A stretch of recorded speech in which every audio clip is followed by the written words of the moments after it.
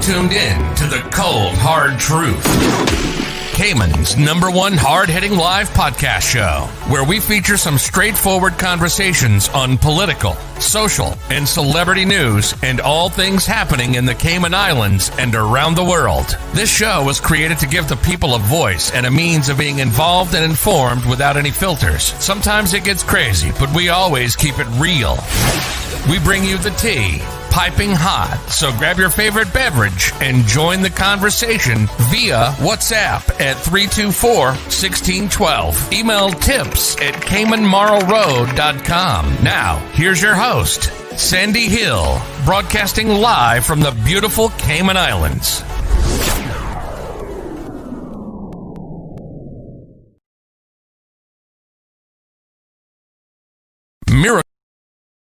Miracle Brokers is back. That's right. We're fully reopened and back to work. Our agents are here to serve you with all of your packing and shipping needs. Need to move? Don't worry. Give us a call today. Collect a package, shipping around the world, or straight to Cayman? You got it. Give us a call on 949-5989. Collection by personalized appointment only, where our dedicated agents are on standby to personally assist you. Don't forget to wear your mask, maintain social distancing, and one person per appointment. Check us out at miraclebrokers.com today.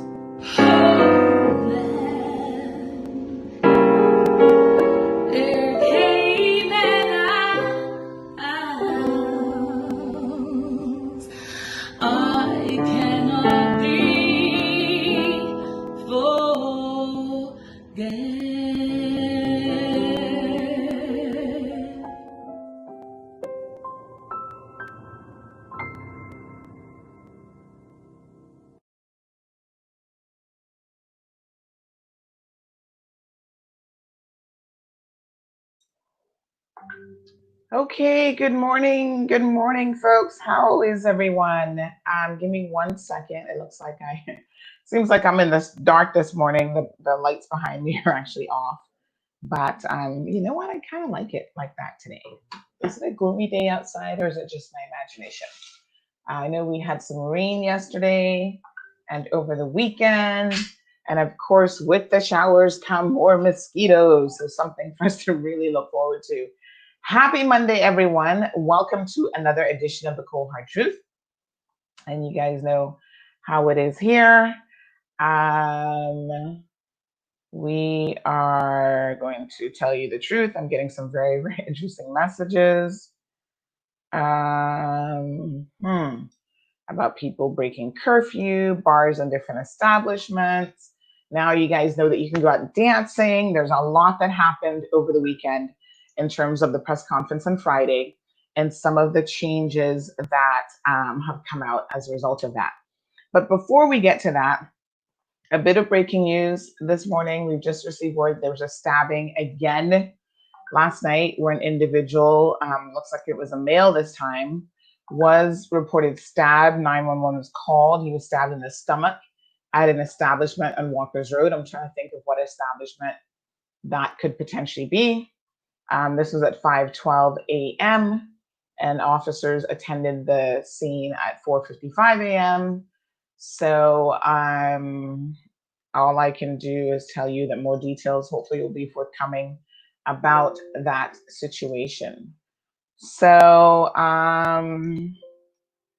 you know, this is the madness that's going on in the Cayman Islands. It's like we're all back to the business and back to the full madness that we have become accustomed to. And let's talk about some of that because there was a degree of madness that happened over the weekend. So, first of all, my Cayman Matters, let me say good morning to one and good morning to all. Good morning to Miss Barbara. Good morning, Atlas. Good morning, Joy. Hi, Catherine. Miss Bonnie is also joining us. Atlas wants to talk about the CUC outcries. Well, I haven't really heard a whole lot of outcries. I saw one from a person, but that person has like 10 individuals in their household. So I don't know how much you can expect to not pay for electricity when you have an entire commune living with you. Sophia, good morning.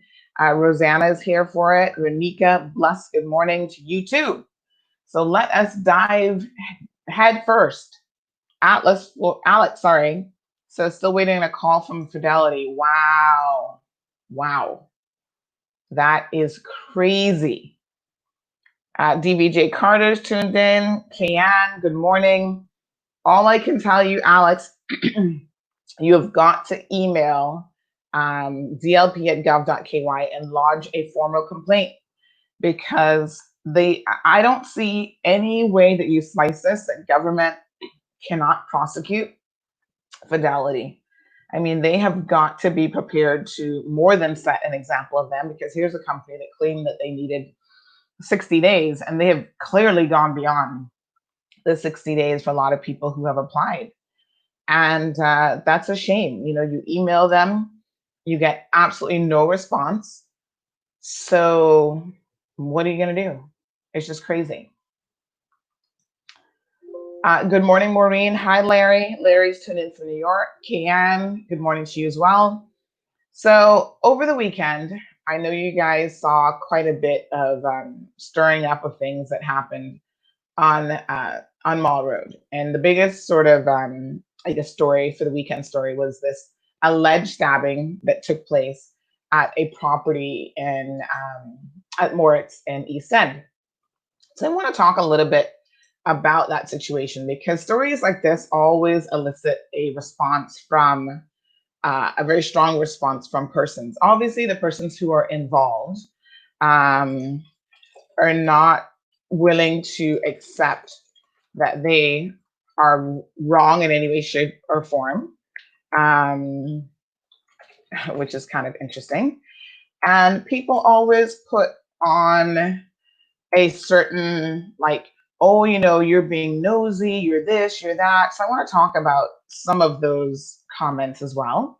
Now, you guys know that I don't really pay people a whole lot of attention, but there are times when it is worth reviewing again what our policies are. Because it seems like people just forget. And not only do people forget, but people seem to have a very different expectation of what news entails and how we should deliver news and how we should write our news. So we're going to get into all of those details and then some serious concerns that I'm a bit surprised that some of you did not actually consider when jumping in a conversation. Now, we all know it's human nature that if these people are your friends, you have a certain perspective and viewpoint on certainly what transpired and how you feel about it and whether or not it should be reported.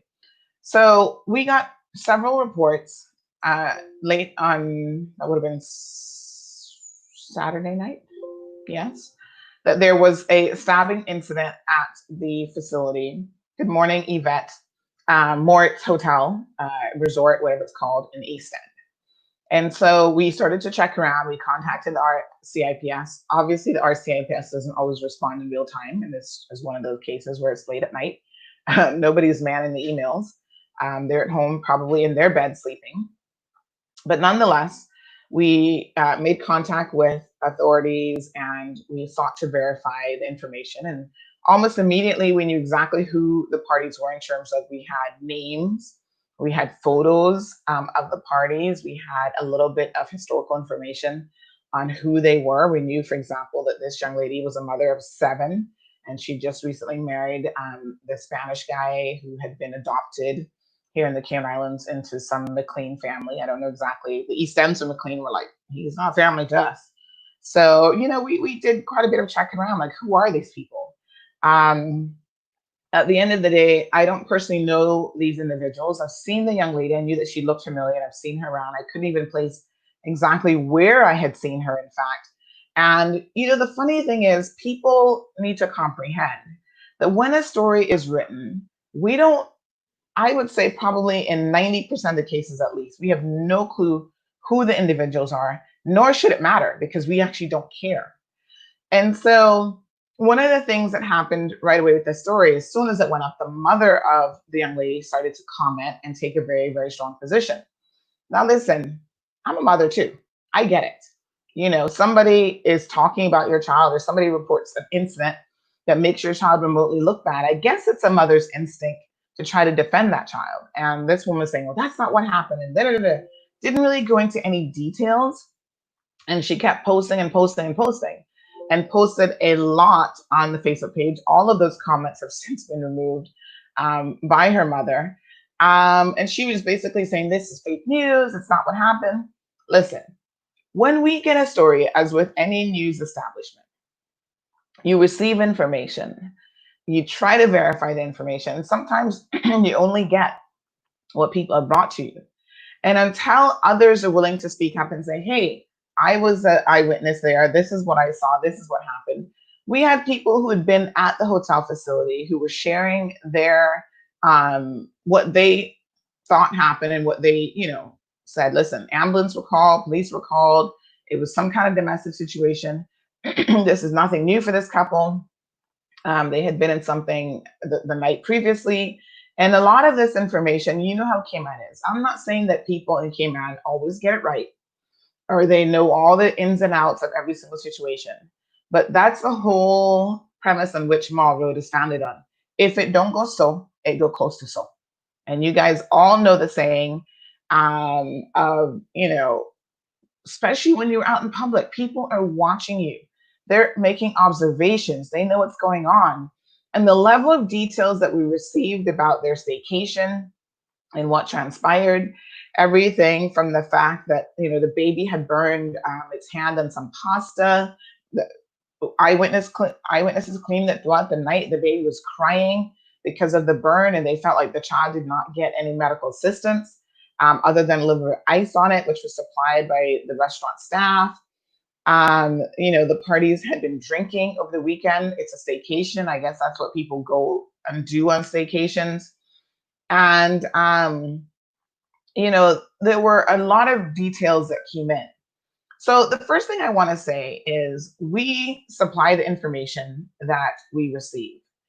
Whenever we receive additional information, we will certainly update the details of any report that we have supplied. And that is precisely why we say we are not there. We cannot give firsthand accounts of anything that's going on. We rely on sources. And we always say it is alleged that XYZ has happened.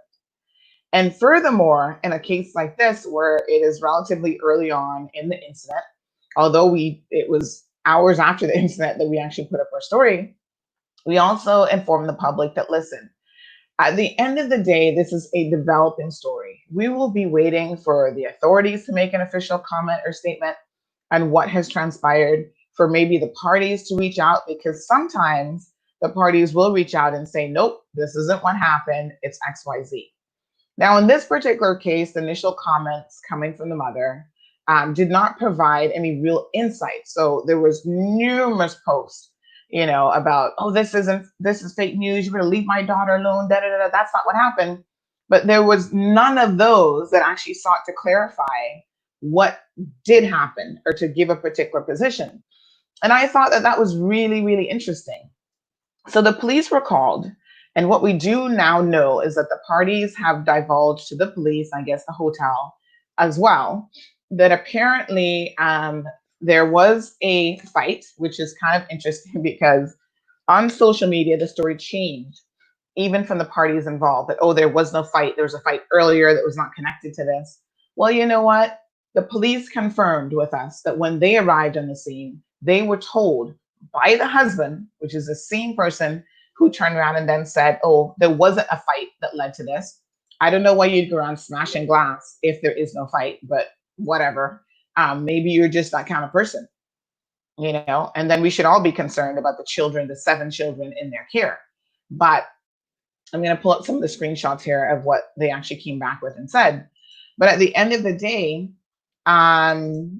we do know that the police have said that there was an altercation, a domestic altercation. And out of that domestic altercation, this incident happened where he's alleged to have hit a glass, hit a mirror in the hotel. And in the process of hitting the mirror, cut himself. That's his version of the story. The story has now been updated to include their version of what transpired. I think anyone with a little bit of sense could go, well, whenever we get in an argument and things go down, we all have a version of the story that we wish to put out there, especially when it's already starting to go viral, that we wish to put out there in public that makes us all look a little bit better.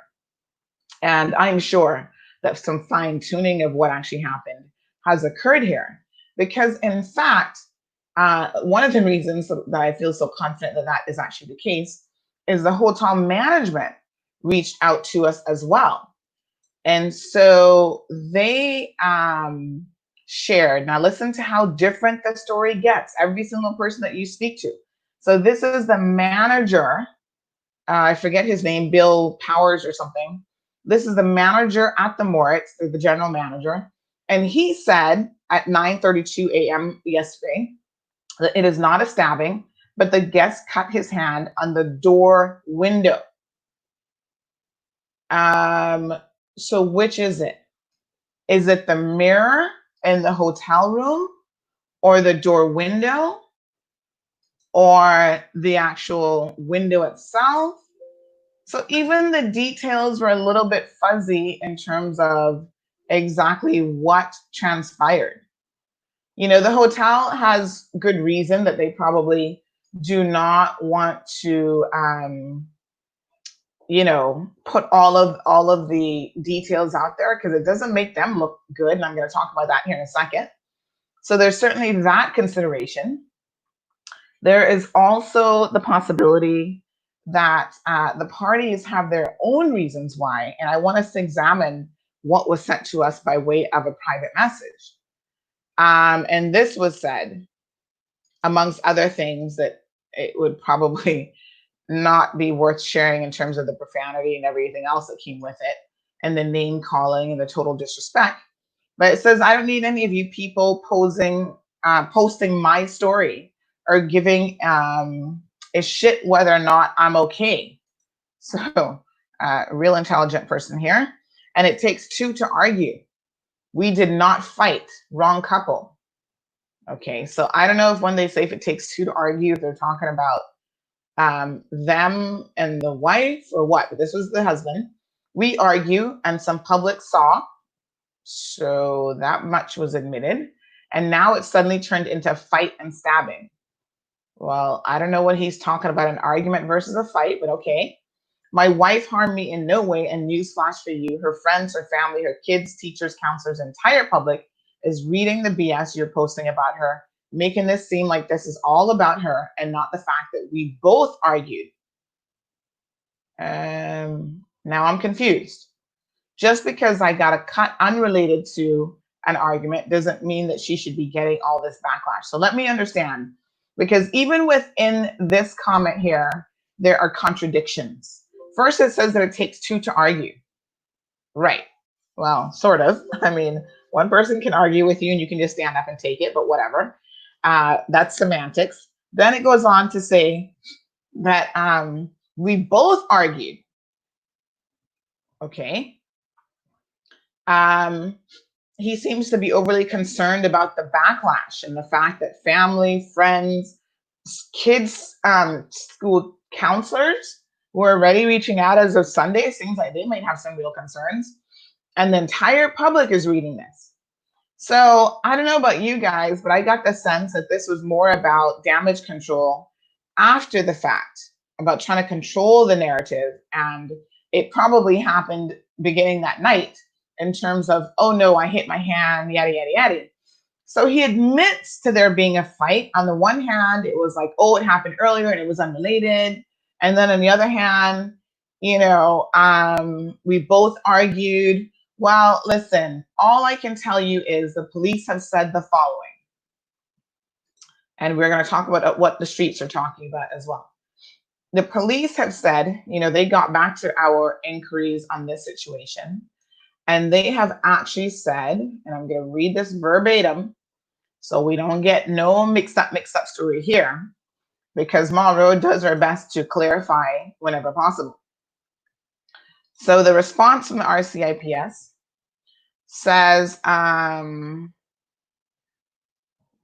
see an incident from last night at Moritz Resort East End, family on staycation, argument between husband and wife reported. Husband struck a mirror, breaking it and resulting in a hand injury.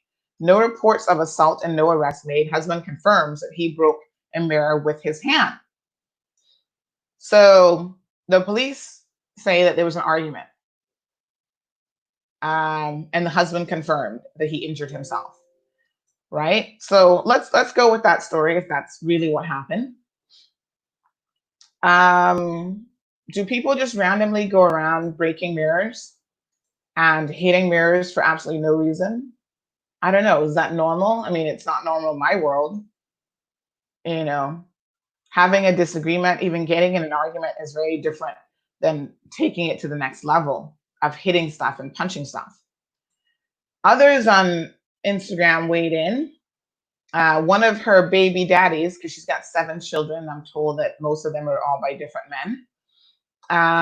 One of them, Charles something or another, you can go on Facebook and see his numerous comments. He jumped in the conversation how he was at the hospital until 1:30 in the morning, yada yada yada. Now, this person, AJ Variety Store, says, well, if this is fake news, why hasn't my nephew not made any contact with his family? Clear it up and talk to us. His family wants to know, what's going on. This was yesterday afternoon. So by yesterday afternoon, here we are getting additional information that the family of the young man, including his aunts and mom and other people in the family, had not heard a single word from him. So whilst he was all over social media seeking to do damage control and messaging us and commenting, he's neglected to even contact his own family and inform them of his well-being and how he was doing. Which, boy, what a social media world do we live in, where it becomes more important to have conversations with total strangers on social media as opposed to your actual family members after some sort of an incident where you were harmed. Now, this narrative that they posted up some photos making fun of the whole situation. She posted up a video of herself saying, oh, I'm waiting to be arrested. Well, no one actually said that you were arrested. In fact, the original article said that no arrests had been made. But this is the ghettofied society that we have all become accustomed to represent the Cayman Islands, which is kind of sad, but this is where we're at.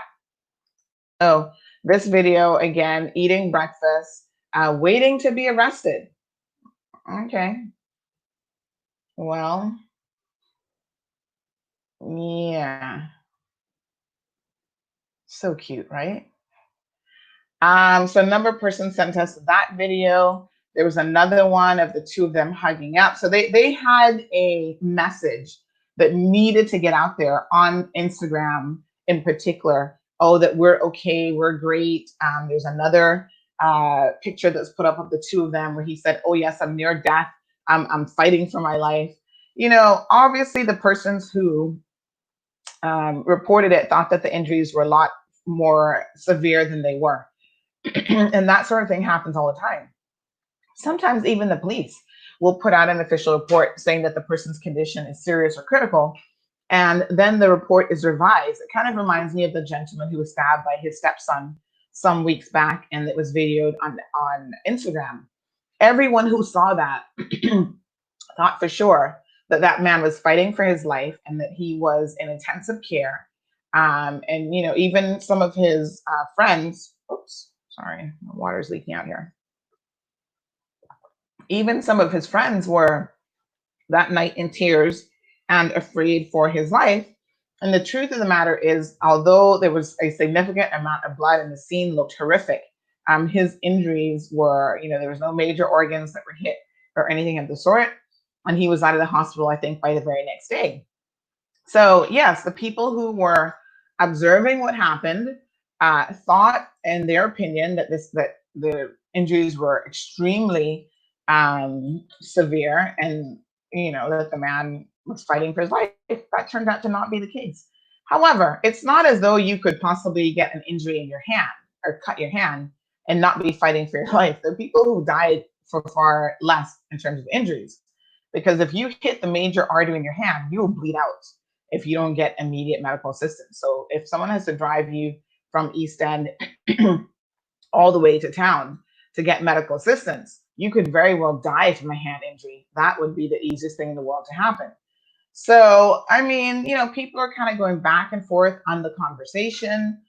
People have their opinions in terms of what happened. What I find most appalling and interesting of all is that the vast majority of people had no concern about the children in this situation. There were no questions about how are the children doing. If they witnessed this incident, which it was late at night in the hotel room, so you can only assume that they were there. And that's what the eyewitnesses said. It would make sense. I mean, where are they going to be doing at 10 o'clock at night?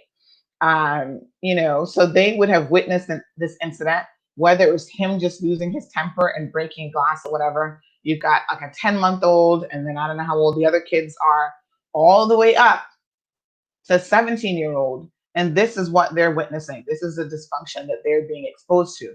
And this is dysfunction, people. You can cut this any way that you want. You can talk about, people staying out of your business, and people in Cayman are just nosy and yada, yada, yada.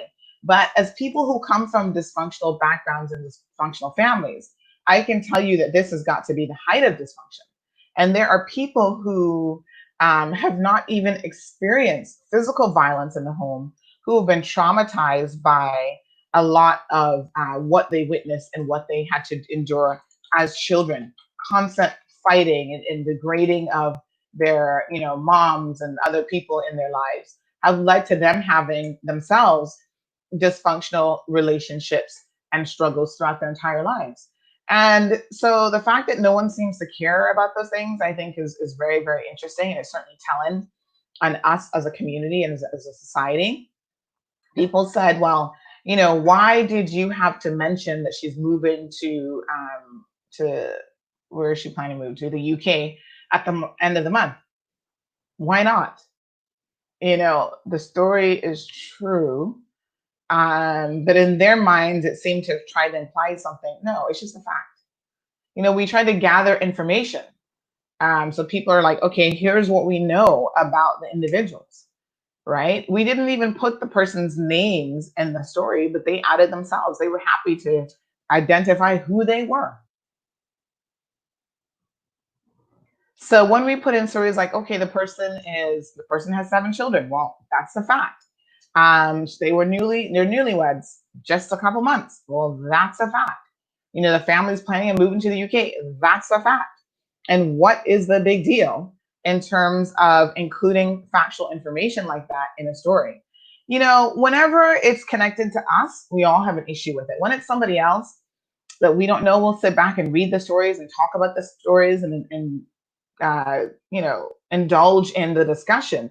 Like, oh my gosh, did you see what happened this weekend? Yada, yada, yada, whatever. When it hits close to home, all of a sudden, it is a certain narrative that people want to pick up on. Like, oh, Cayman Mall rode up and everybody business. and this, that, and the next thing, and blah, blah, blah. And one of the things I want to talk about, I want to make this very, very clear. I don't know why people keep saying this, right? Now that I have a child, everybody wants to make the point and come at me about how, oh, you have to remember that you're a mother. I remember every single day that I'm a mother. And that's one of the reasons why I do what I do, to try to change the discourse and the way of thinking in this country, because it is so incredibly dysfunctional that as a mother, I am concerned about where this country is headed and what her future will look like. And that and the actions of some of you hooligans, because that's the only real word to describe some of what is happening in our community, by a select few, but it still makes us all look very, very bad, is to really just have an honest discussion. So when you come at me about, oh yeah, you must remember that you're a mother too. This is where people try to rub off their negativity and their bad concepts of karma on you. I'm more than aware that I'm a mother.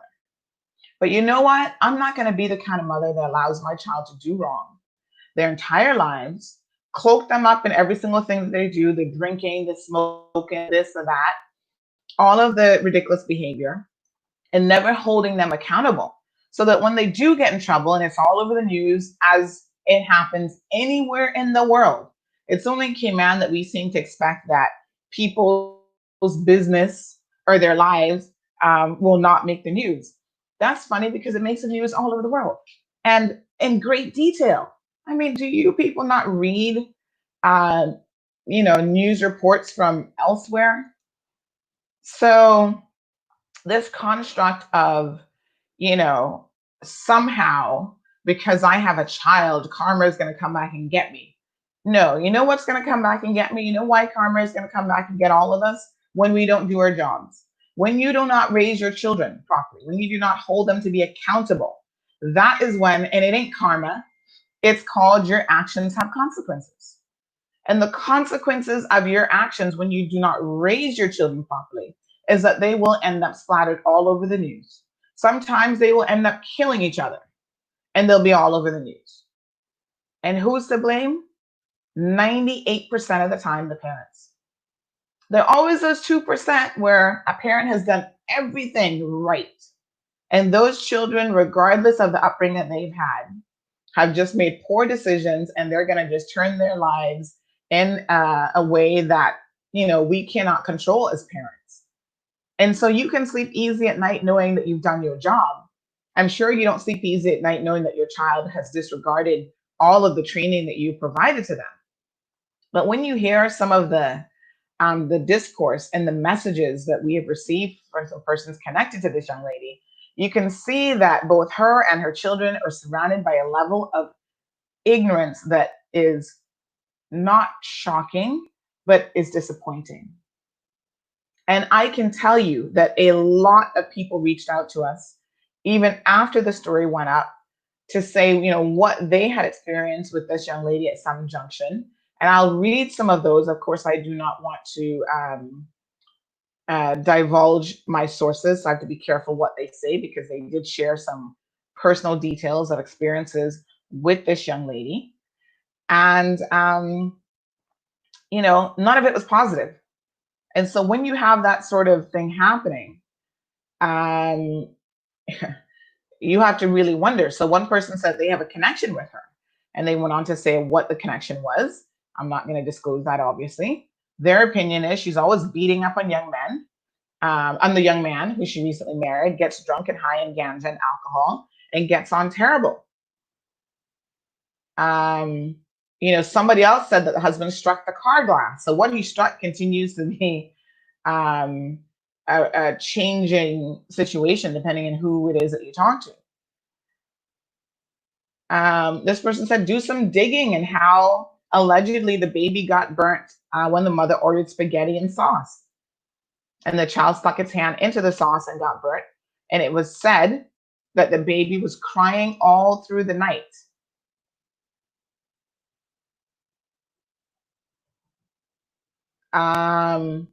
The manager at the resort should be able to shed some light on what's been going on over the past few days. The person goes on to say some other private things. I'm going to leave those out.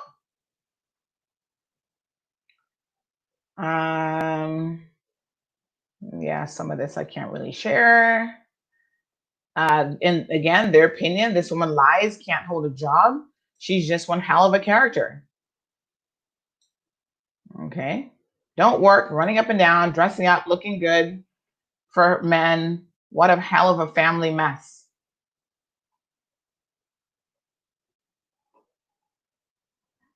The truth will be told. People witness the problem from the bar, the fights all the time, drinking and etc., controlling and treats the man like a dog.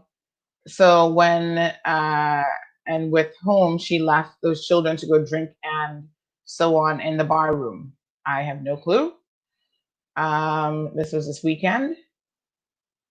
The person goes on to make some other comments, which unfortunately we cannot share. And even workers at the facility reached out and said, what people need to be aware of is even how the hotel room was left. And this is why a lot of these establishments do not want to rent to locals. And, we had this discussion over a month ago when there was that advert for some luxury property in the Cayman Islands where it was shared that they prefer not to rent to residents. And this person shared, well, this is exactly why these hotels have this sort of attitude. And this person messaged and said, I have never been moved to message you before on your platform. And there's certain things that I cannot say, but someone needs to look into the mess they left at Moritz while she is waiting to be arrested, because they were looking at that video. And then this one says, what a bloody, and called her a word. Someone else said, and this was an elderly lady who has rental property in the vicinity. They also shared a message as well from eyewitnesses that had reached out to them, and they had not even read the story. This was yesterday evening. They said, interesting. I knew someone who was staying there, and she told me that everybody up there said that he'd been stabbed. She didn't see anything other than flashing lights from her room, and she thought that was the ambulance. But I heard about it this morning before checking out to come home. Regardless, a domestic issue happened at a vacation rental, and that is why so many places refuse to rent to residents. People need to behave themselves instead of acting like warriors. Like the old saying goes, one bad apple spoils the whole bunch. And there was that comment. And then someone else said that the police really need to look into this because there's a big difference between a stab wound and a glass wound. So this person seems to be implying that maybe the authorities need to investigate the cut for themselves, which, listen, the authorities have their hands full. So if people involved in an incident, especially in this jurisdiction, say nothing happened, the police are happy to just walk away and go on with their day. In other jurisdictions in the US, if this had happened in the state of Florida, that night somebody would have been arrested, because Florida has a no tolerance policy for domestic issues. So when they go to the scene of a domestic incident, they have to arrest one of the parties. So somebody, and it probably in this instance would have been him, if he was admitting to being the aggressor and hitting glass in front of children especially, he would have been in handcuffs and taken away. But we're in the Cayman Islands. In the Cayman Islands, things get swept under the rug. And, people believe, the authorities are happy to believe you because they don't have time to investigate. They're too busy investigating other things like what we're saying in Cayman Mall Road. So there you have it, folks. It is what it is. And again, a lot of people have questions this morning. Sensible persons have questions about the children and their well-being. And the other thing that I wanted to note that I think is really, really important is when people always say, I thought you were my friend, or I know you, and why are you posting about my family members? First of all, we have a strict policy here of being as fair as and impartial as we possibly can. You guys remember that Kenneth Bryan was on the program last week, Tuesday. And Kenneth said that, a lot of people have this misconception that despite the fact that and he considers me to be a friend, or friends, that I somehow go easy on him. And he actually thinks that I am one of his toughest critics. And I said, good, because I would hope that all politicians think that. And I would also hope that all politicians, or anybody else for that matter, people in the community, recognize the fact that we have a responsibility to be impartial. So when we report on something, it really does not matter who the individual is that we're reporting on. I have had the displeasure of running stories, and people can testify to this, that included my own family members, including my own sister. Do you think for a minute I thought, oh, right, I can't run this story because this is my sister that's going to be in this story and this is going to make her look bad? The only concern I had is this the truth? And if this what we are being presented with is the truth, and we did get the evidence that proved that it was, then who am I at the end of the day to say that this story can't run because I am somehow related and connected to the individual? That wouldn't be right. And so we do not, there's no favoritism when it comes to reporting the news or reporting, even if it's mall road gossip or whatever. Everything, sorry, everything gets reported. And that is the standard by which we need to operate with in order to just be fair and impartial. So a lot of persons, when they hear that, they're like, oh, really? Yes, really. It's all about impartiality. Whether it's your mommy, your daddy, your sister, your brother, your cousin, your best friend, it really doesn't matter. So the challenges of being in the business of reporting news in a small country means that people will say when it's a little bit too close to home, that, oh, we're minding people's business. Well, that's what news is all about. And that somehow, you know, that's not news and that's not newsworthy and da, da, da. Well, you know what? Any newspaper in the world, and I dare anyone to challenge me in this, will cover a variety of stories. So sometimes you just have your run of the mill, um, sports story, or you have your run of out of the mill, this happened overseas or whatever. And then there's stories about, listen, there was a domestic incident over the weekend, and this is what happened, and this is what occurred. Now, not everyone is going to enjoy reading those types of stories, and by all means, you don't have to read anything that you see in Cayman Law Road, or you don't have to read it all. There'll be some stories that will be more appealing to you than others, and that is entirely for your discretion and your digestion, and that's a matter of free choice. So, friendships, impartiality, family relationships, none of that makes any difference to us. And like I said, in the vast majority of cases, we do not know who these persons are in any event. And even if we did, it really would not matter to the small team that we have here at Cayman Law Road. Come at me, oh, yeah, you've got a child, and one day, yeah, like I said, I'm working really hard to make sure my child does not end up in that situation. I would be immensely disappointed if my child in it won't be 2020 because she's only 3.5, almost 4 years old. She'll be 4 in a couple weeks, actually.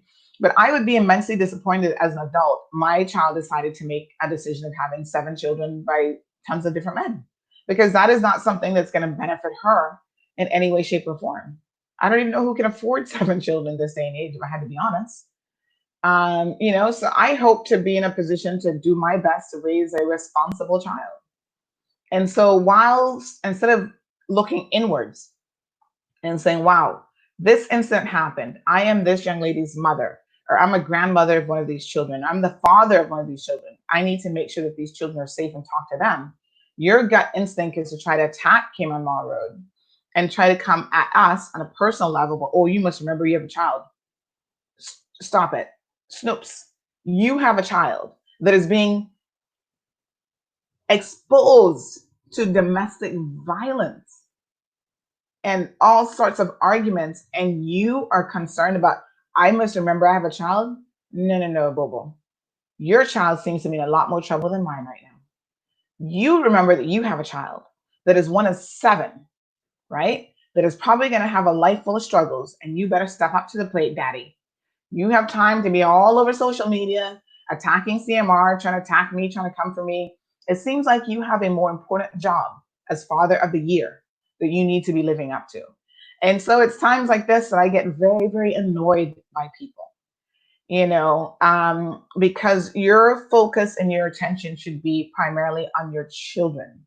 And when people try to throw this thing at you, but oh, yeah, you must remember you have a child. We all have children. That is why we need to shape up the shit factory that is happening in this country. That is precisely why, we all should be concerned about the well being of the children in our community, not just about my child. This isn't selfishly about me, although I'm looking out for her because she is number one. At the same time, if everyone took that attitude and tried to be a good parent and try to look out for their own children, I dare say that we would be in a much better position than we are now. We have got some serious social issues. And 98% of those social issues, no matter how much you want to blame government and all these other entities, the vast majority of the social issues come from dysfunctional homes and dysfunctional environments and the dysfunction that children are exposed to, whether it's drug abuse, sexual abuse, you know, domestic violence, not being loved, not having an opportunity to get proper care and attention because their parents can't afford it because they decided to have so many children all over the world, deadbeat fathers. These are the issues that we are dealing with that really come down to a question and a matter of personal accountability.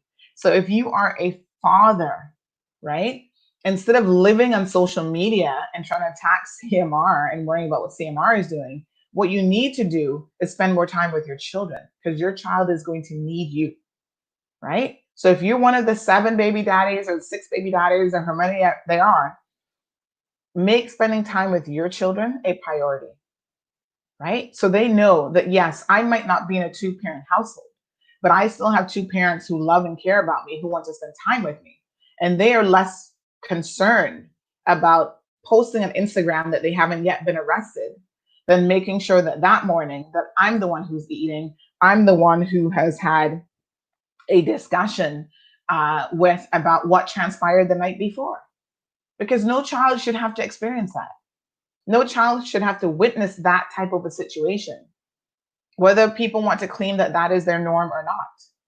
There are lots of people out there who are saying that unfortunately this is the norm, not just for these children, but children all over the Cayman Islands on a daily basis. This is what they're being exposed to. So I would like to challenge you, instead of you trying to throw your bad, mind on people or trying to push like, oh, karma is going to come at you. How about you focus on creating your own karma? And that means doing your job as a parent. You lay down with somebody, you had sex with them, and you brought a life into this world. A life that is now extremely important in the big scheme of things. To create some karma by focusing on raising a child that can actually be a good person in this community, regardless of the circumstances under which they were born. That's really where the focus should be. All right, let me just see if you guys have any comments. Ronika says that I agree with you. Dawn says, Henry Harris, that's exactly why Moritz isn't welcoming to locals. So let's just back up a little bit, sorry. Good morning, Ingrid. Good morning, Olivia. Hi, Lizette. Sue, good morning. Moral, good morning. So Henry says morning. That's why Moritz does not want locals up there. And Jermaine, morning to you as well. I totally understand, but I don't necessarily, on the one hand, I'm sure tourists come here all the time and act a fool and get drunk and act ignorant, but maybe they just pay for it and leave. I don't really know how often that happens, but I'm sure hotels are used to guests who are belligerent and get drunk and cause damage to their property. But yes, as a local, I do understand, how some of these property owners could really think to themselves, these people don't have no sense and they act like a bunch of hooligans. And so maybe we should decide that we don't want a bunch of hooligans at our property. I get that. What I don't get is the fact that they want to paint us all with the same brush, because not every local and not every Caymanian acts the fool. And not all of us are ghettofied hooligans, right? By and large, most of us are not. We are, people who know how to have a good time, how to enjoy themselves, and not mash up the people hotel room, not leave it like a hog sty or a mess, not break up things on the property, not be belligerent and drunk and fall down all over the place. So I have an issue with the broad brush that we're painted with. But Henry, trust me when I say I totally get why a lot of these properties have a certain perception of locals.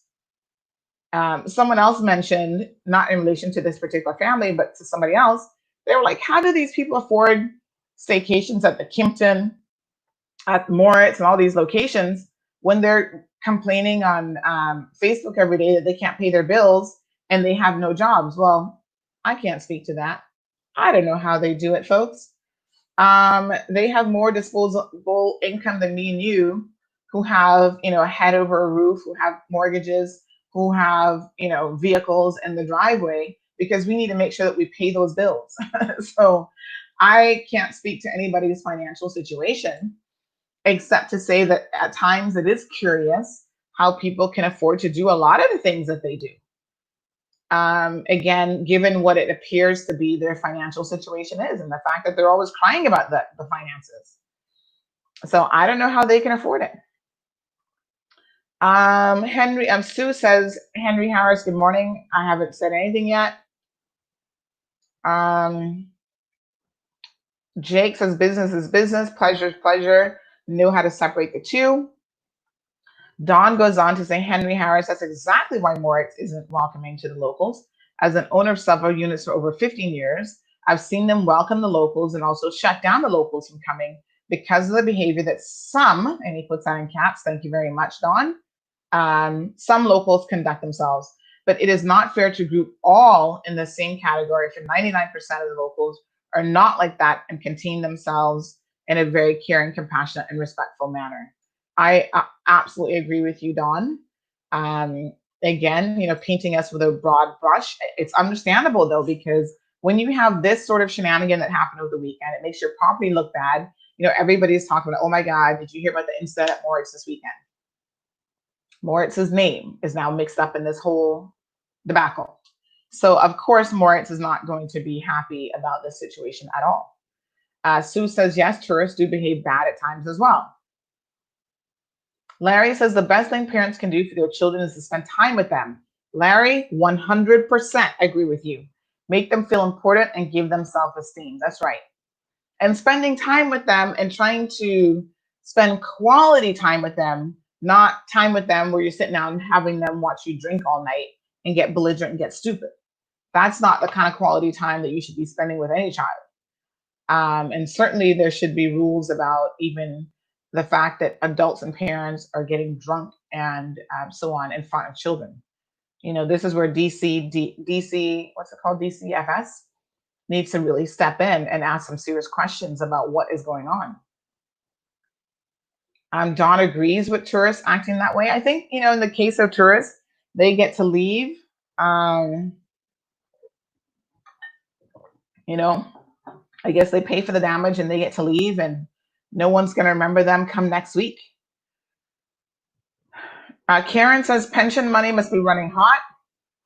Girl, I saw some people all over social media this weekend talking about how they were enjoying their staycations and doing the most. And on the one hand, I'm thinking, oh man, I would love a staycation. Like, it would be nice to just take a break, but on the other hand, I have so many financial responsibilities, so many bills to pay, things that are more important right now than a staycation.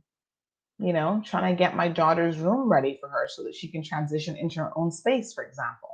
Trying to save up for her schooling, because before you know it, tutus, She's coming up on 4 years old. She's going to be in school, and school tuition isn't cheap.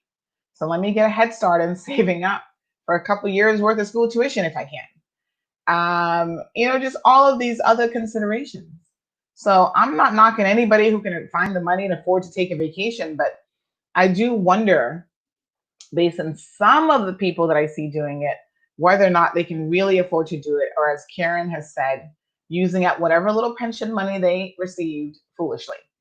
And that would go back to the point that the man from Fidelity, Brett Hill, was making, which is locals are going to be wasting this money left, right, and center. You don't really need it for the essentials or to pay your bills.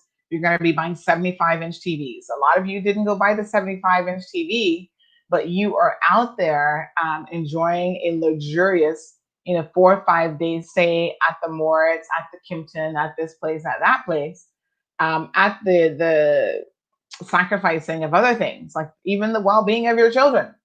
How many of you are taking staycation with the kids, but already have school uniforms purchased or school uniform money set aside? You purchase, books and study material. You have made sure that they have the essentials that they need. Or is it more important to prioritize a staycation over those things? So Linda, good morning to you, my dear. Linda says, don't worry, people don't like it when you hit the nail on the head. And Linda, believe me, honey, we get it and we understand it.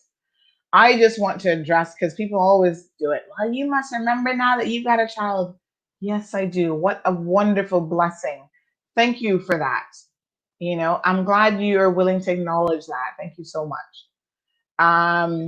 But people just come with the most ridiculous stories, Linda, and the most ridiculous, sort of expectations. I had someone, I'm going to tell you guys the story because I think that this is so funny, right? The young lady who is our correspondent in Jamaica, as you guys know, I have worked with her before when she was head of content over at Loop. And so roles were reversed, where I was kind of working for her. And I would submit stories and whatever to her. And recently we were having a conversation. She's like, Sandy, when I first met you, if I believed all the stuff, and this kind of goes to the point that you can't always believe the things that you hear, but she's like, if I believed all of the stuff that people were saying about you, supposedly you've got the secret child in the US that you had for some white man that you used to be married to. And I was like, what? And I'm like, well, where's the child? Why would the child be a secret? Like, that's stupid. And she's like, I don't know, but this is all the stuff that people were telling her. And I thought it was kind of funny, but then like weird at the same time. I'm like, yes, I was married to a white man. And so what? I mean, that was no secret. That's where the name Catron came from. He was actually of German descent from Ventura, California. And we met in Florida while I was still in university. And so even before I moved back to the Cayman Islands, I came back with the husband. But I have never been pregnant in my life before having the one child. And so I don't know anything about a secret child hidden away somewhere in the States. And I'm thinking to myself, who does that? Like, not only is that the weirdest story ever, but what would be the purpose of someone having a child and having it hidden away somewhere? What's wrong with the child? Like, I'm thinking, huh? So she's like, girl, this is some of the shit that I had to hear that was just like next level crazy. And so, Linda, I get that people are often idle, but I can tell you that a lot of times when stories come to you, it has nothing to do with people being idle. It's just people have witnessed something, they have, heard or seen something, and they're like, okay, this is what appears to be going on. And that is why when we do our stories, we make it really, really clear. This is alleged to have happened tonight. This is, what's happening.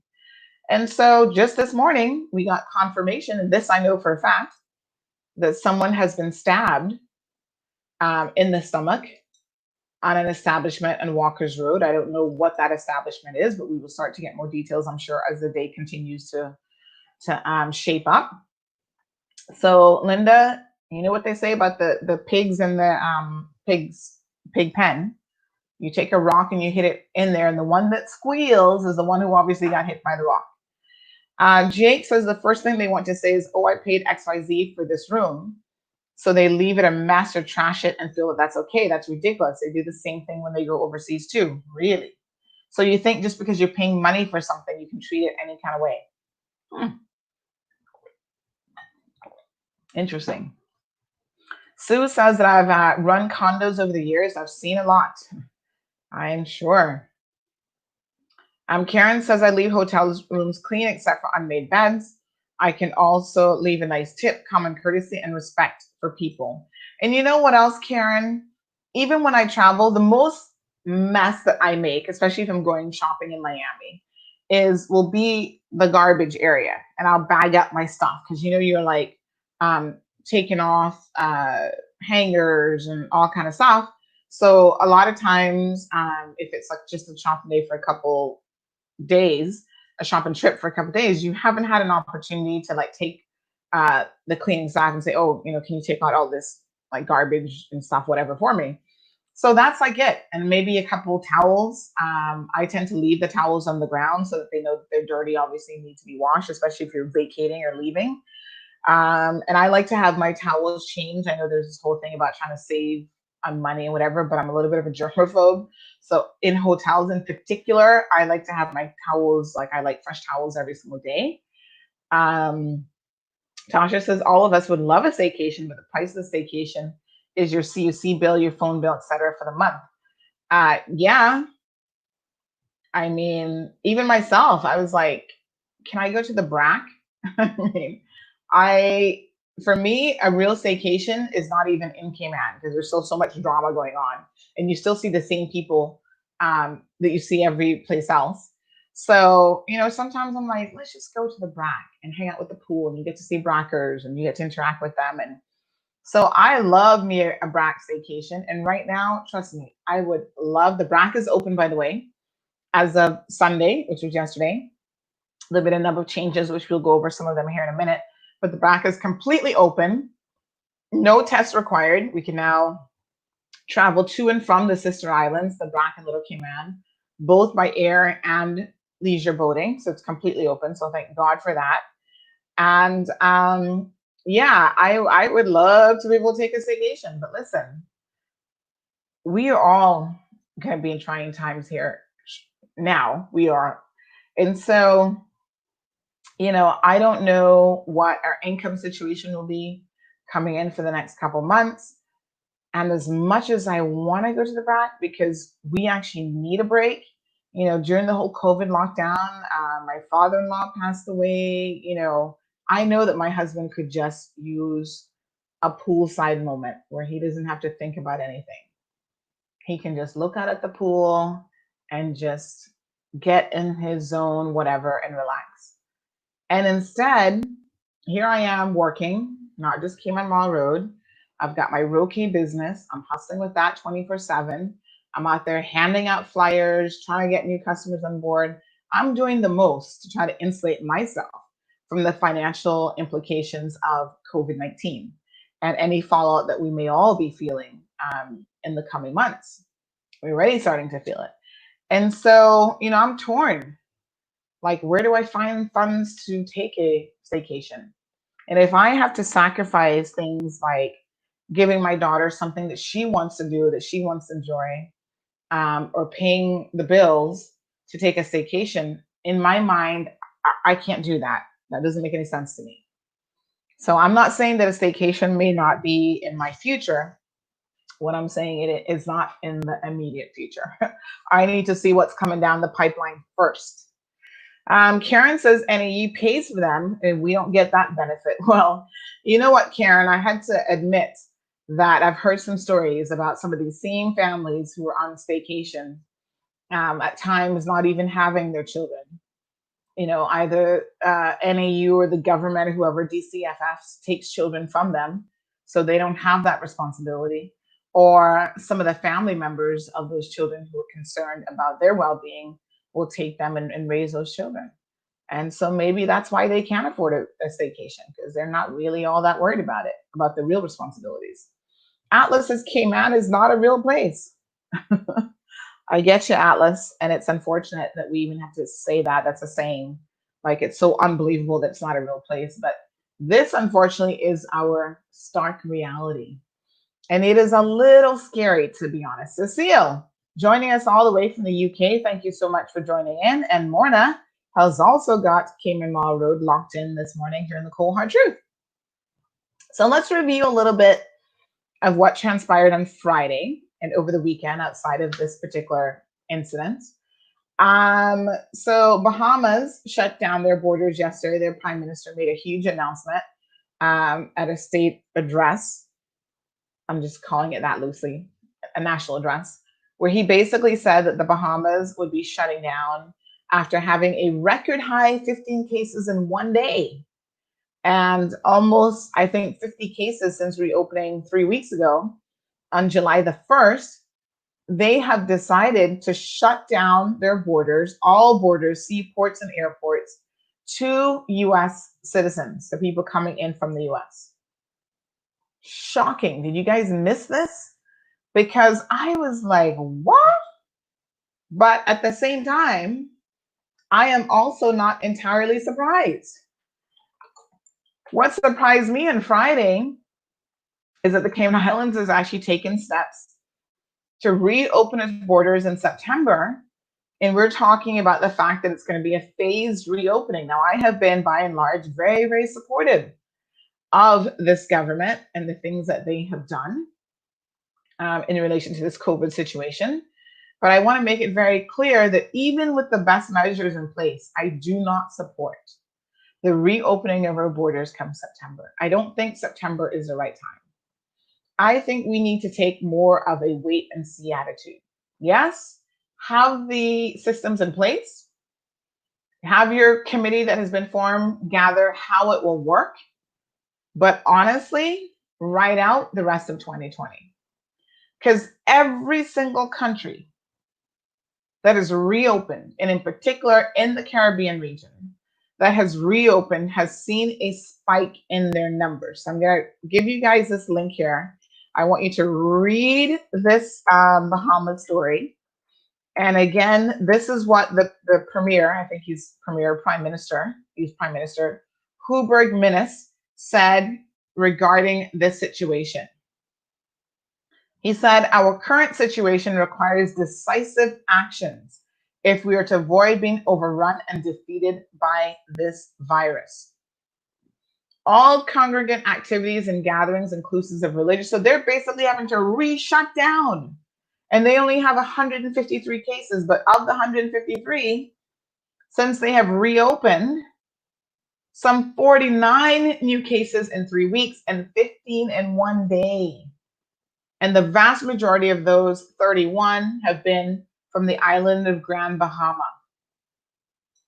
So they're like, oh, SHID, we need to shut back down.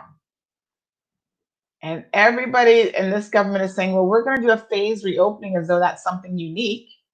And in fact, everybody else is doing a phased reopening. So that's really nothing different. We're going to talk some more about details because there's a number of things I heard during Friday's press conference that actually had me a little bit puzzled and concerned in terms of the details and the message that's coming across, even from our chief medical officer. And some of the statistical information that he quoted is just wrong. And so I'm going to get my sources together to put a piece together about that, because I don't like to say things like this unless I'm 100% sure. Because this now is about figures and numbers, right? So they've shut down their airports and seaports to all US travelers. This came yesterday at 5 o'clock during a national address. And this goes into effect on Wednesday. So they're going to give people a couple of days to get out of the country if they need to leave. Additional lockdown measures will also be implemented. So they've gone back now to having a curfew. Closing of all public and private beaches. And a new island-wide curfew goes into effect today in the Bahamas. This is what happens when you reopen, folks. All indoor dining, public and private beaches and parks will be closed until further notice. All congregant activities and gatherings, religious services, weddings and funerals, sporting activities will not be allowed effective Monday, today.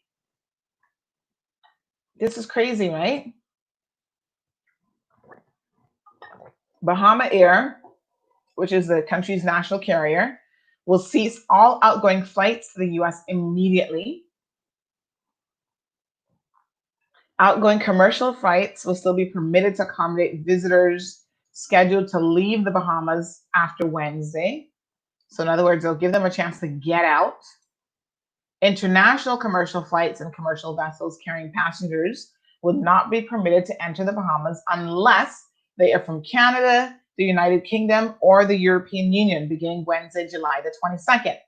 And those persons must now come in showing proof of a negative COVID-19 PCR test from an accredited laboratory within 10 days of their arrival.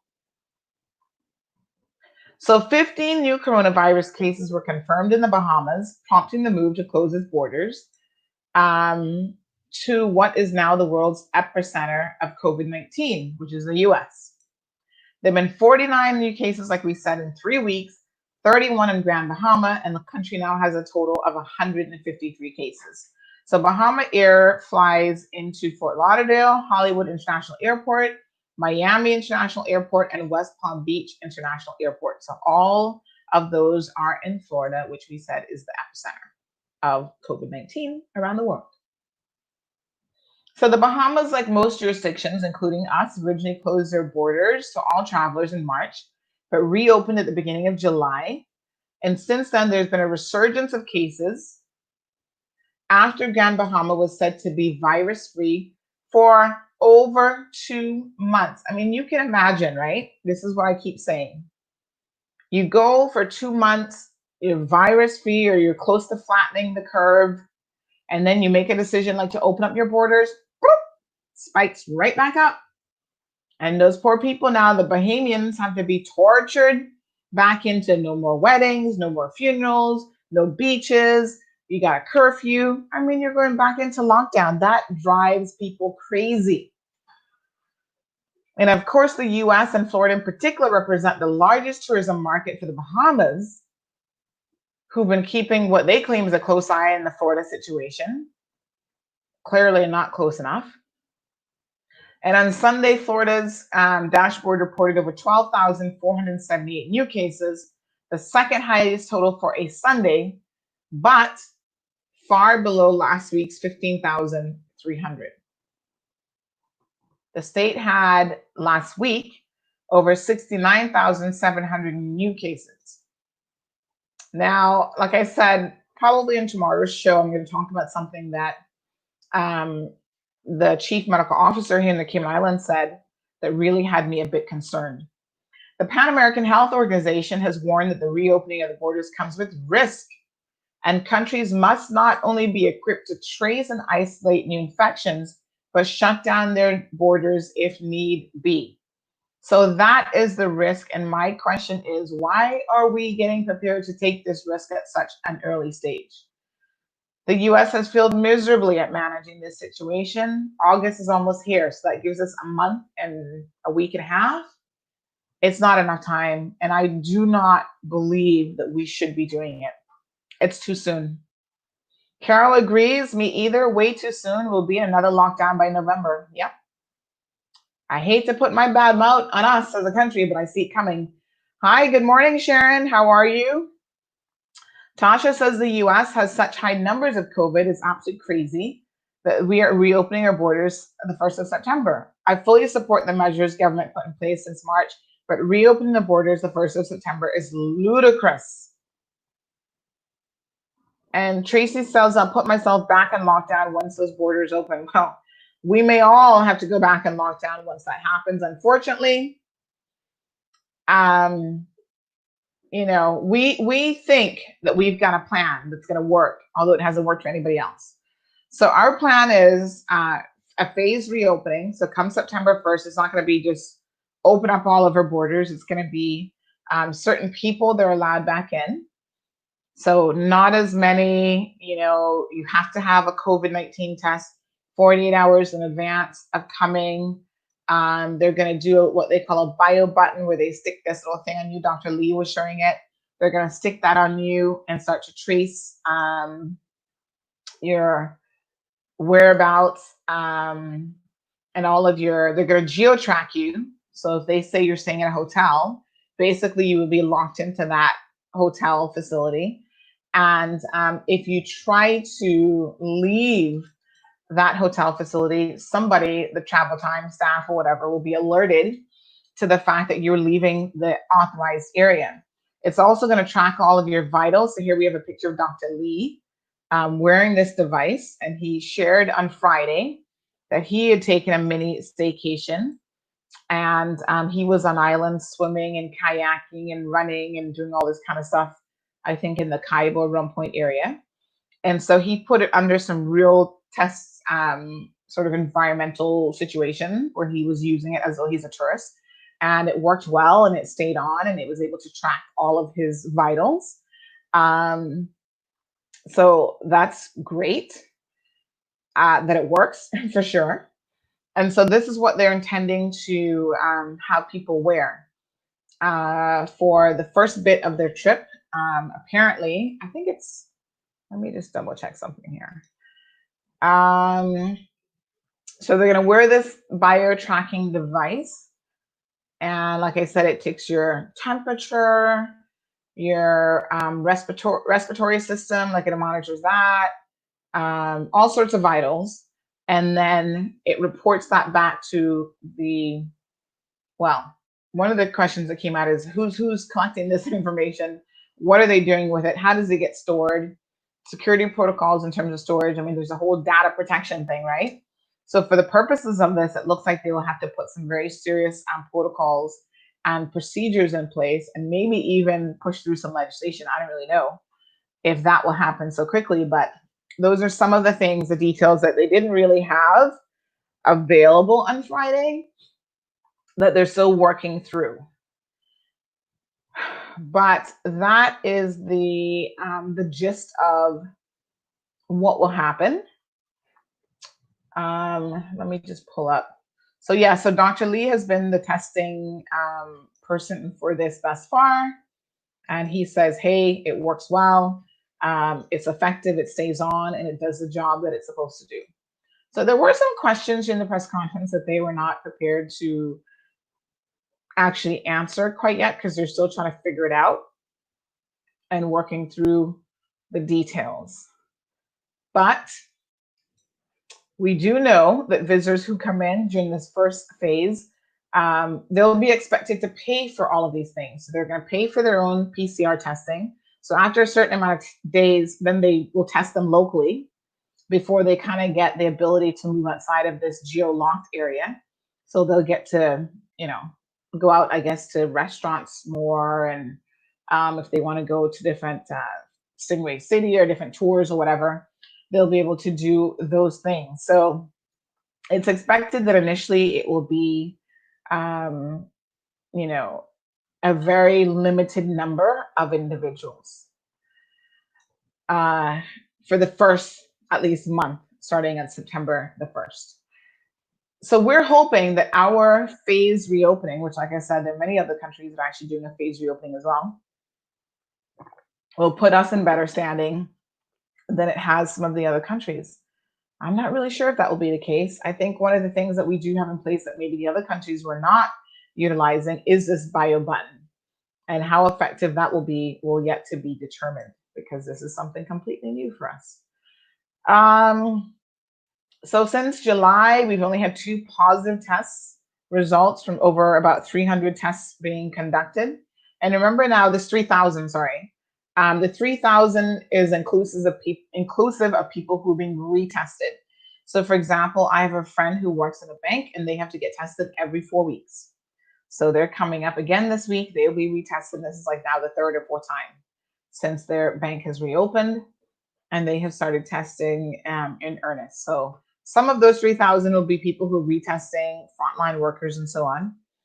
The Cayman Islands is said to have conducted over 27,000 tests so far.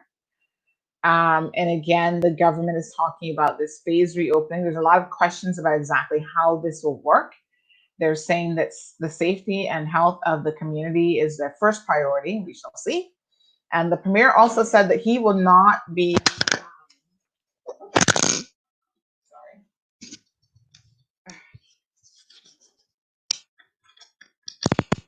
Sorry, my mic receiver just fell.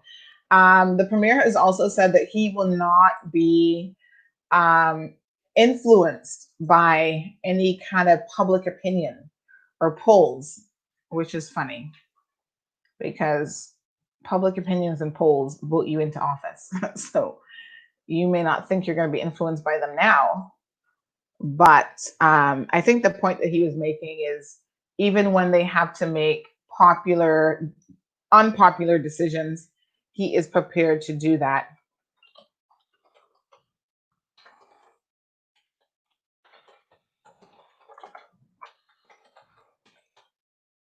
Um,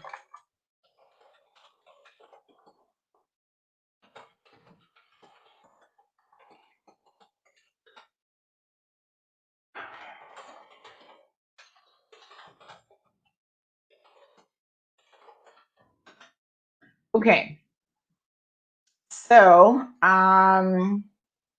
yes, I thought that that was quite an interesting statement on his part for sure.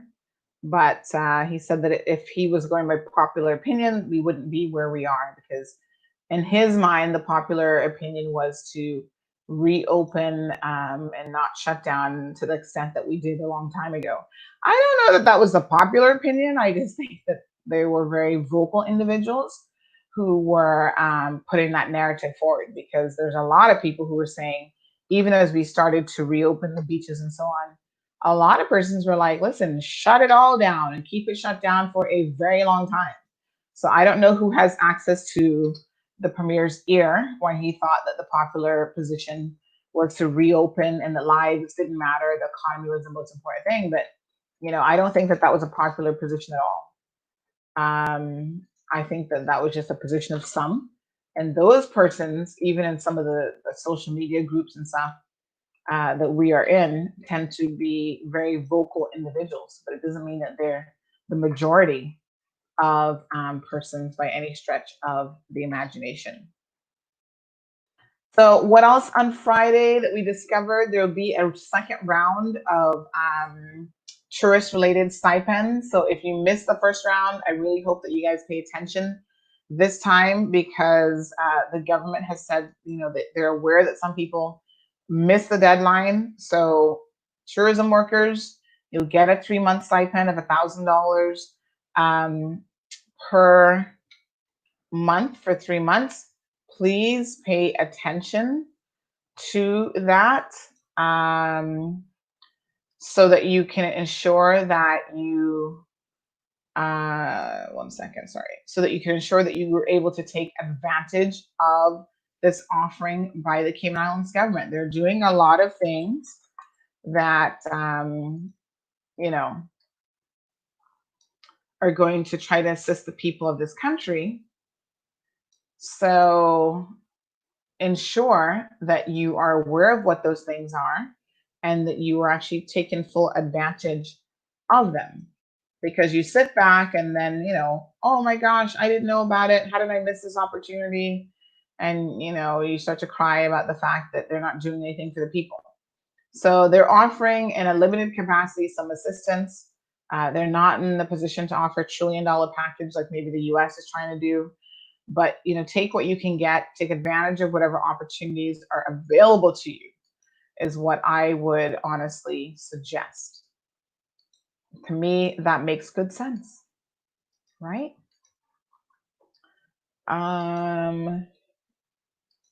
So that's coming down the pipeline. So we'll know more details on when that application process will open, and I'm sure it's going to be very, very similar to how it was done before. And let me just see here.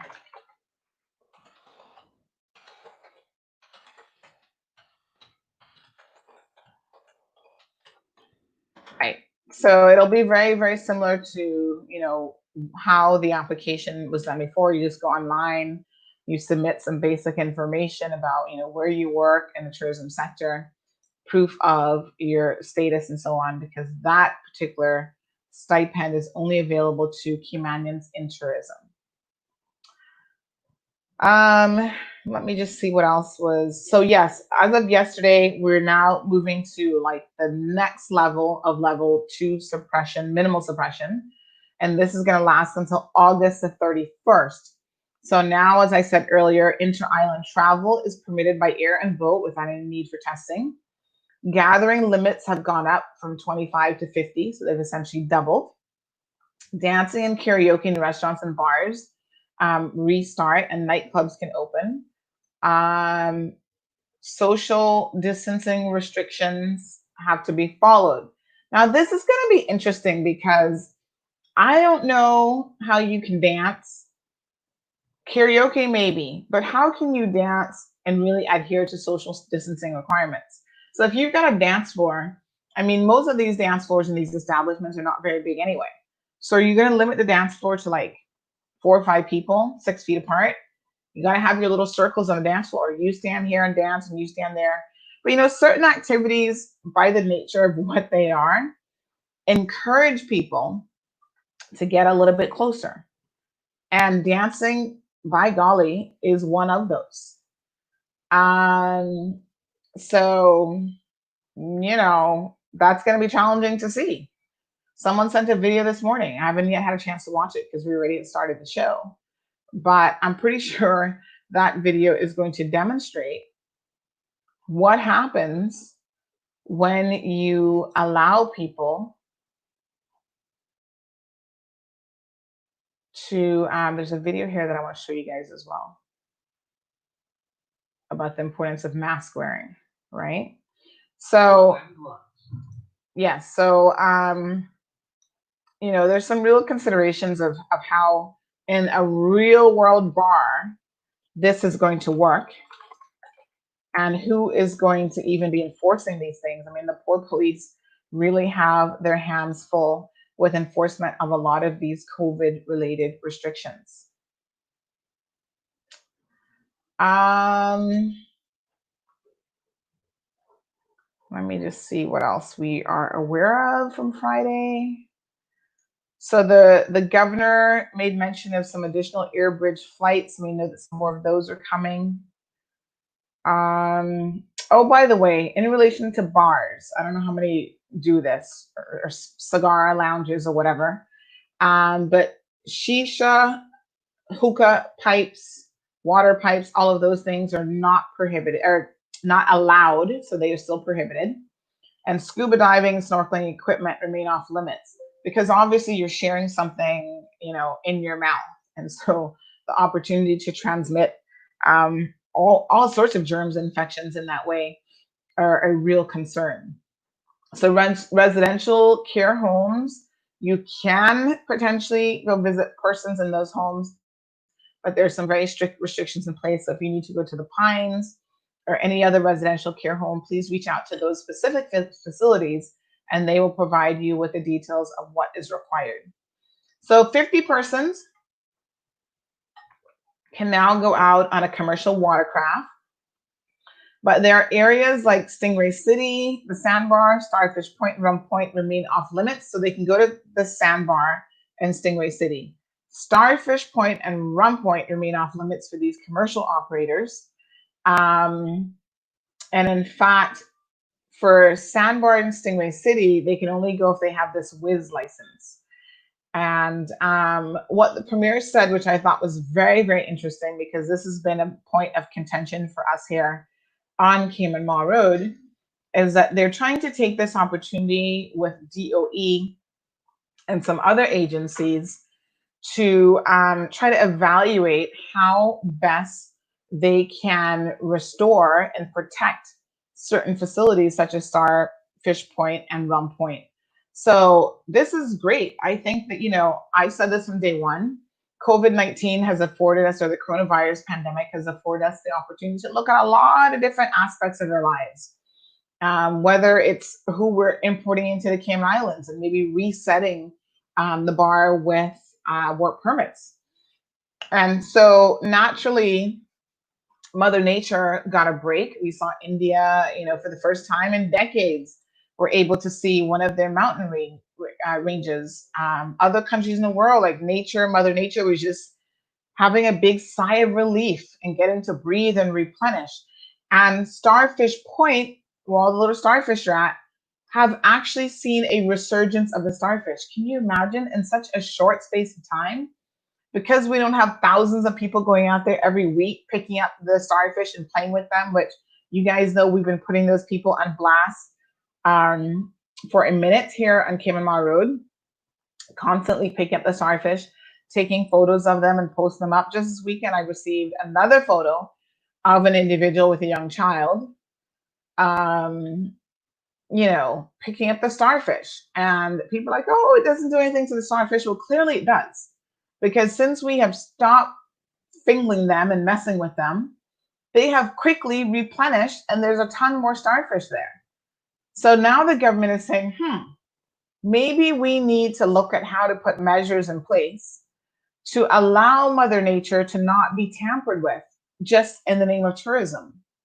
Because when it disappears and the tourists stop coming because they've run away and they have endangered, not just them, but the locals as well, have run away and endangered the little that we have here to offer people by way of natural attractions, then what?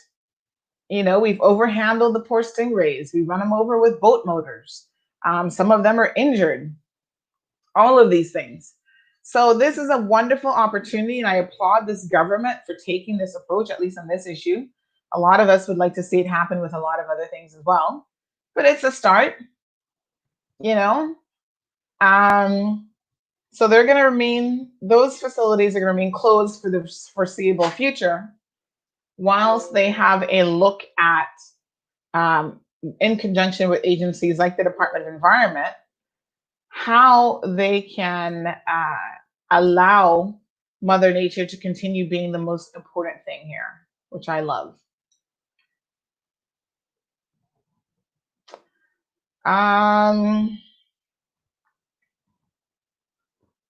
Let me just see here.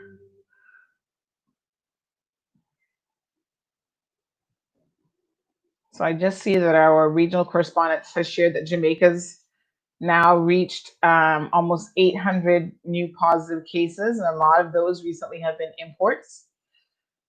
So 137 individuals remain at the government-run facility, and 5 are in home isolation. The flu hotline had no flu-related calls recently, so again, we see a decrease in those.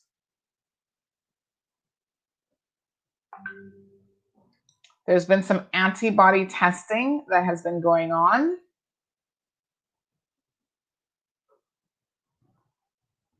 I think over 1,400 persons have now been subjected to the antibody testing as well.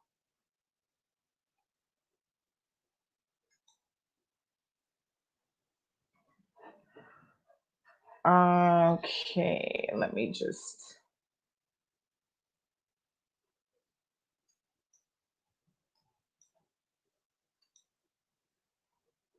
Give me 1 second here, folks. All right, so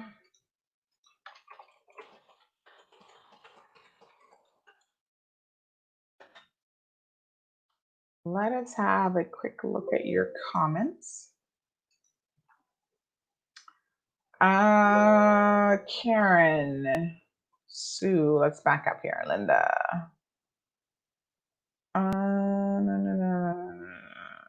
Morning.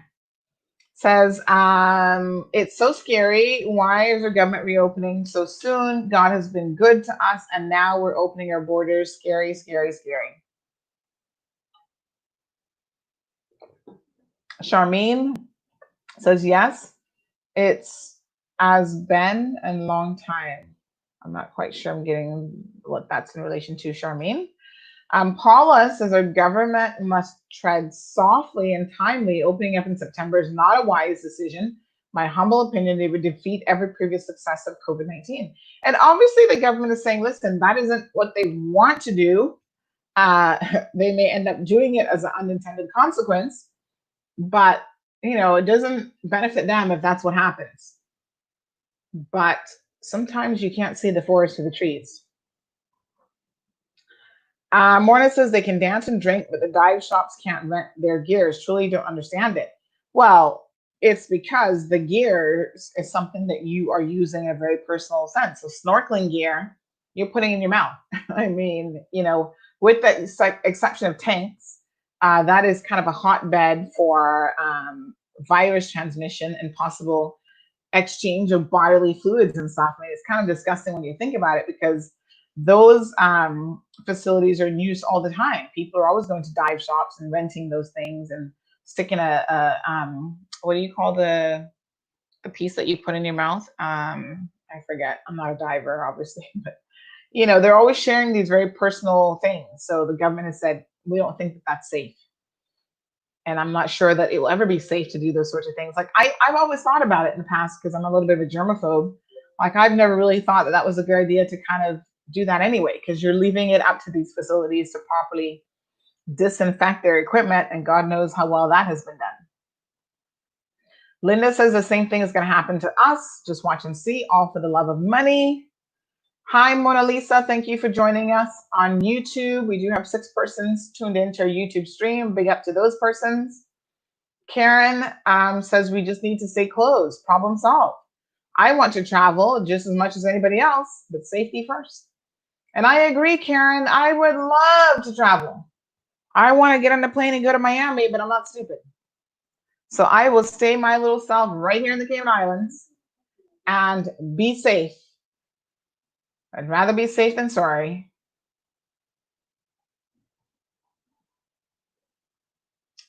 So Sue says, neither do I. Red Seal Sports can't work, but you can go out dancing and inside places. Well, Red Sail Sports actually had someone sent this to me over the weekend where they had some kind of catamaran boat cruise that they were putting on. And it said launching the big cats tomorrow, which would have been on Sunday. And so you could go out, and they were allowing the first 40 people to come on board for free. So it was a free catamaran trip tomorrow morning. So Red Sails is open to some extent. And it's amazing that all of a sudden, all of these companies, Red Sails, the hotels, staycations, whatever, they've remembered that locals have money, apparently. And now your business is something that they want to cater to. So every tourist industry on island now is like, oh, we can take you out on a boat. We can have you enjoy the beautiful things that the Cayman Islands had to offer. And before, they never advertised or tried to entice locals. And in fact, some of them didn't want the local dollar because they had the pleasure of being able to pick, choose, and refuse. And the tourist dollar was there. Clearly, that has now changed. And so you are valuable to people who didn't think you were valuable before. Karen also shares, and I agree with Karen on this one, I don't understand why people want to come and be isolated for half or most of their vacation. Makes no sense. Stay where you are. Karen, let me explain to you how much or how little sense it makes. Americans can be very special. And I don't ever want people to think that I'm picking on Americans. Listen, I lived in the United States of America for 15 years of my life, and I benefited from that country in the sense that I was there to get an education, and it afforded me certain opportunities that I am to this day very grateful for because I believe it has changed the course of my life. And so, America is what it is. It's a very complex country. There are pros and cons to everything. There are Americans that have the biggest heart in the world, like anywhere else in the world. They will help each other and they will do the right thing. And there's a lot of Americans who have absolutely no sense. Let's talk about the latter category, because unfortunately, they always overshadow everybody else. Just like we said right here in the Cayman Islands. The ghettofied, ignorant people that exist out there, I believe, represent a small portion of this island. But yet the things that they do overshadows all the good that regular people are doing on an ongoing basis. And so those are the things that make the news. Those are the things that get highlighted. Not all the time, but by and large, that's what makes the news. Big shout out, by the way, to a Caymanian named Aaron Jarvis. He is a golfer who won the South Florida Junior Tournament on, I think it was Friday. So, congratulations to Aaron. Job well done. He is trying to become a pro golfer. And I think that that is wonderful. And apparently, he's got quite a bit of talent. And he trains at the David Ledbetter Golf Academy in Florida and attends the Crenshaw School, which is a college preparatory school in Gotha, Florida, which, by the way, I don't even know where Gotha, Florida is. It's close to Orlando, apparently, but there's so many new little like cities that have popped up in Florida where I used to live. I live in Tampa. That sometimes I see these names. I'm like, where the heck is Gotha, Florida? But hey, I've been gone for, is it over 20 years now? Yeah, I've been gone for a minute. So a lot has changed. Populations all over the US have increased and new cities have emerged. But let's have a look at this. So in relation to the Bahamas story, one of the side stories is that the Bahamian government actually is aware that Americans were breaching and forging and tampering with test results and documents in order to get into the Bahamas. Facts. Americans forged their COVID-19 test. Yep. To get into the Bahamas. And so now the Bahamian government is having to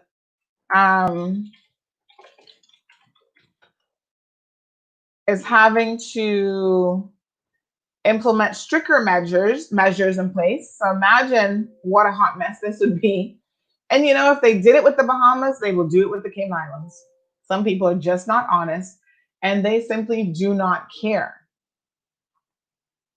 So some travelers who started to enter were forging documents, including fraudulent COVID-19 tests. And this is according to their authorities there.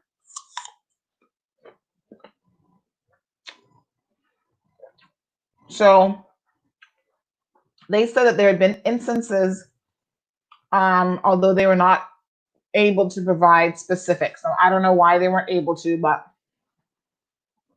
we know that, my apologies for eating an apple. But sometimes I can almost feel like my blood sugar fluctuating. So I kind of know when I need to eat something. But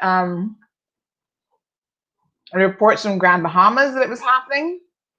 Dr. Frank Bartlett, who's head of the COVID-19 task force in Grand Bahama, said health officials were very concerned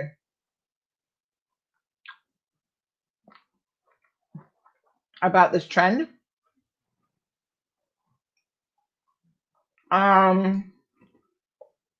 So they're looking at ways in which they can prevent fraudulent cases. Now listen, this is amazing, right?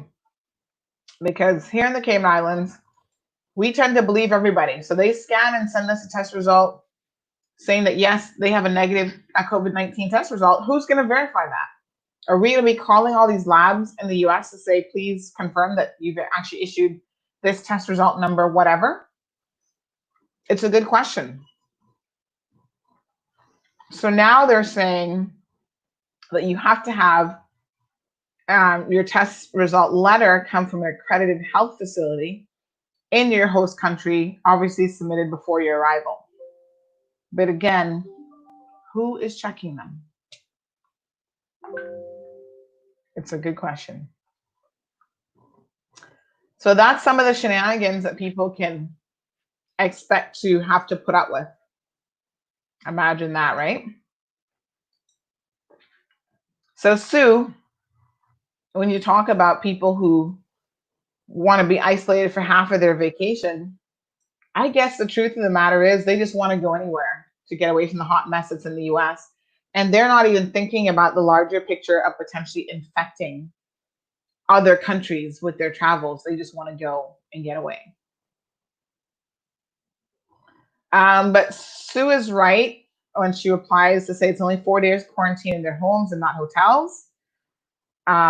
It depends on where they're staying, of course. Perla says, good morning, everyone. Yes, this is a hot topic. I'm not ready for the borders to open at all. They just can't wait any longer. Why?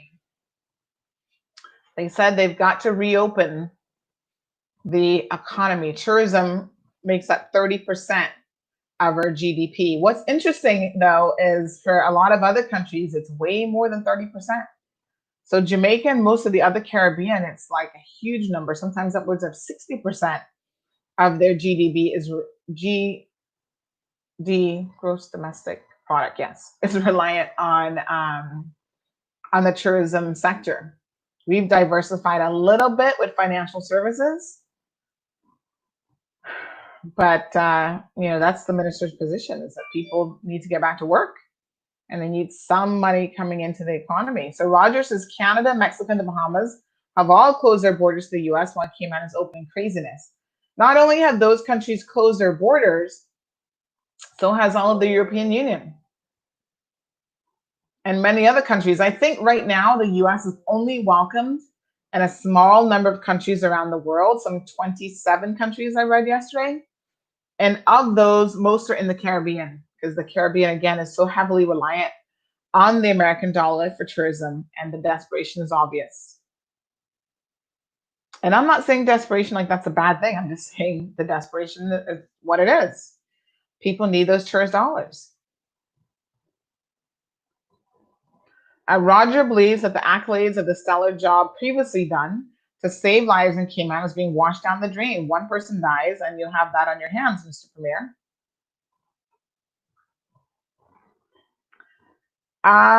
Jesse says, something tells me if the government allows tourists to come back, business will refuse service to bio button non-residents. Small businesses cannot survive another shutdown.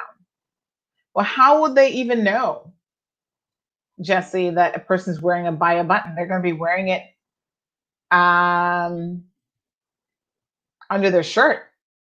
So they walk into a facility, you're not going to know whether they have been living here for the past 6 months or a year or 5 years, or they've just gotten off the plane. So the buy a button isn't necessarily going to be obvious to people. It's not like they're wearing it on their forehead, Jesse. So they wear it under their shirt, like how Dr. Lee had it on his chest, which is probably the most logical place to get all those vitals from. Nobody's going to see that. Nobody's going to know.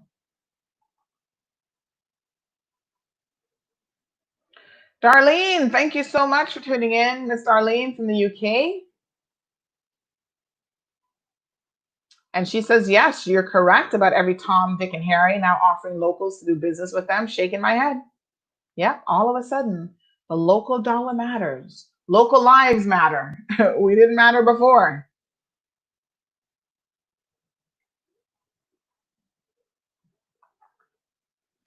Kristen says that Red Sales has always offered a 50% discount to locals and continue to maintain that level of pricing right now.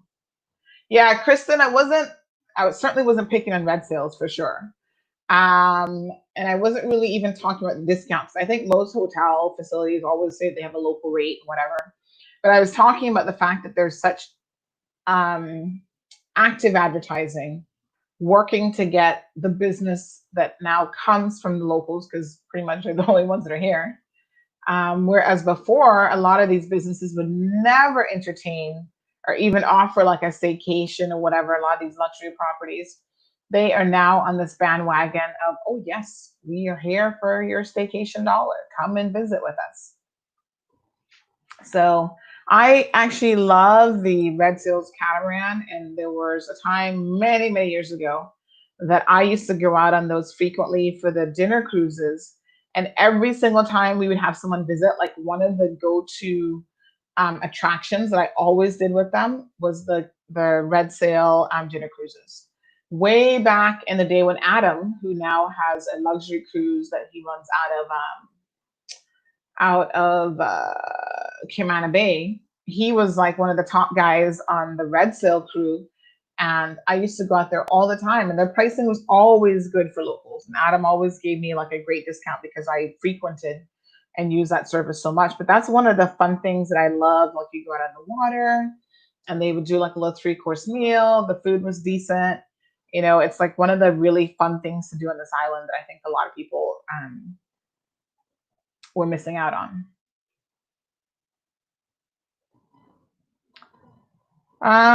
Latoya Good morning to you. I don't know what this discussion is with Catherine and something about five, actually, about jet skis. I'm not sure what that conversation's about. Something about contacting someone for more information. Oh, the quarantine days, I think, right? So it is 5 days as far as I recall. We're going to go through some of those details tomorrow. So I want you guys to stay tuned for that. They said no tourists yet, only residents and families. I hope that's what I heard. No, that actually isn't what you heard, Sue.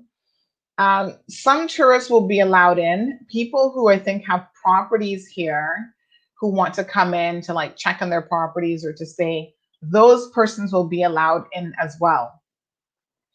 It's a little, thank you so much, Latoya. She's checking out my Cayman shirt. You guys know that there's a Caymanian who came up with this wonderful idea of putting her flag and her national coat of arms on a shirt. And I don't know if you guys can see the back.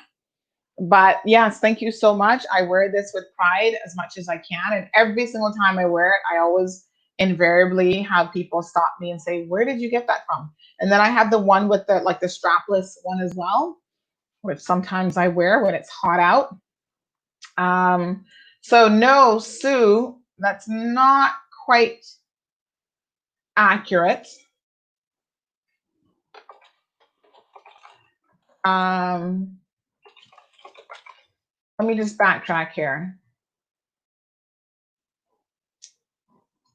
So 5 days, like I said, there were a lot of details that are still a little bit up in the air about how this will work. But let me just see if I can. The minister actually spoke at length, and so I don't want to. I think we need to dig a little bit deeper in this, but let me just see here. I had to transcribe a lot of what the minister said, but let me try to see if I can summarize this. So he talked a lot about repatriation flights, which we're going to get into in a bit. So phase reopening beginning the 1st of September. They say it'll be done in a cautious and thought out manner, strict protocols, monitoring and management of visitors. They talked about how they work with different agencies. So basically, they're going to reopen with a soft reopening for at least 4 weeks to accommodate returning Caymanians and residents, as well as individuals with homes in the Cayman Islands. So I guess that's the I forget what they're calling this particular phase. They have different names that they've named all these things, but so that one does say to accommodate returning Caymanians and residents, as well as individuals with homes in the Cayman Islands. So that's the first one. So people with homes here are not necessarily resident here all the time.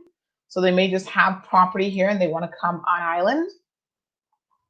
So they will be required to do pre-authorization prior to boarding, which includes a COVID-19 PCR test from an accredited facility within 72 hours of traveling. Children under 10 will be exempted from this requirement. That's kind of interesting because we know they're carriers for sure.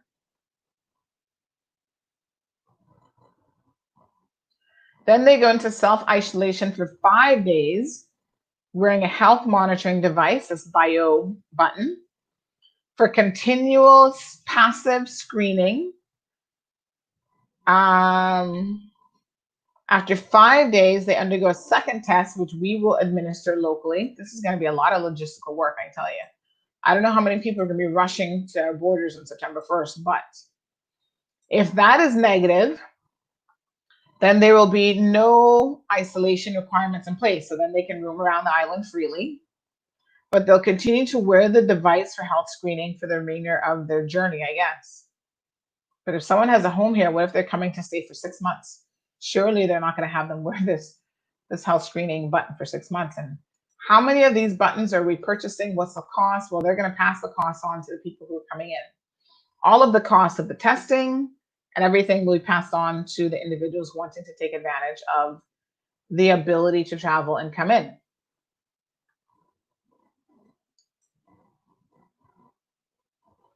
So they're supposed to be putting out a press release this week with a little bit more information.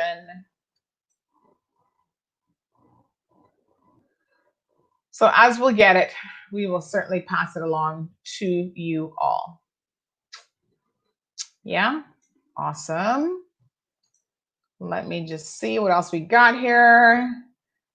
Sue says yes, 74 hours testing. Shirley wants to know if Caymanians would pay. Well, I need to clarify that because he did say on Friday that anyone traveling in and taking advantage of this, the cost would be passed on to them. So I don't know if just because you're a Caymanian, if government is going to foot the bill. They have been for the mandatory quarantining facility, but maybe not, especially if travel is not an absolute necessity. But we will ask just to clarify. I'm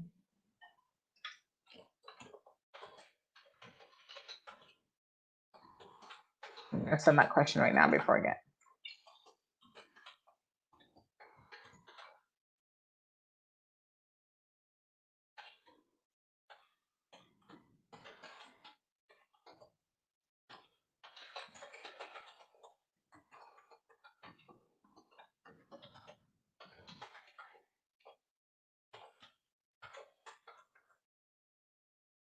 Okay, so question sent. Thank you so much for that, Shirley. We will get back to you. Kristen,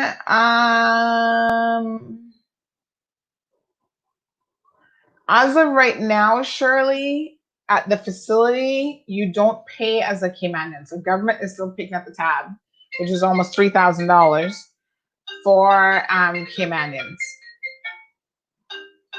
So Kristen, you might be right about the 9 days afterwards. So the monitoring continues to be that 14-day period. I think you're right. I'm still trying to go through, you listen to the press conference. Sorry. Yeah, somebody's trying to reach me on the other phone there. Sometimes you listen to the press conference and then you need to re-listen to it. And actually, what I started doing this weekend is I have like dictation software, and I'm just letting the dictation software listen to the press conference. And then so I can read verbatim everything, because I actually saw something in another media house and they actually got a quote, one word can make a big difference, but they actually got a quote wrong from what the minister actually said, which I thought was very, very interesting. But we try to be as accurate as we can. It's when you're listening to stuff, a lot of times you have to re-listen and replay it. And so the dictation software does help if the person's speaking clearly. Now, because some of us have very strong accents, that always is a little bit of a hit or miss. It depends on who is speaking, which one of the panel. But for the most part, I find the dictation software to be extremely reliable. Yes, Jesse, I think you got it right. All right, folks, thank you so much. It's 9:15. That's 2 hours of your morning that you spent with us. Thank you guys so much for taking the time out of your day to join us. I want to share a video just kind of going out. Let me see if I can pull it in, because sometimes these videos are a bit too long. And so I can't play them natively from the system here, but let me try this one and see if this one will work. It's on the importance of wearing a mask and how that can be an effective means of controlling not just coronavirus, but any sort of infection.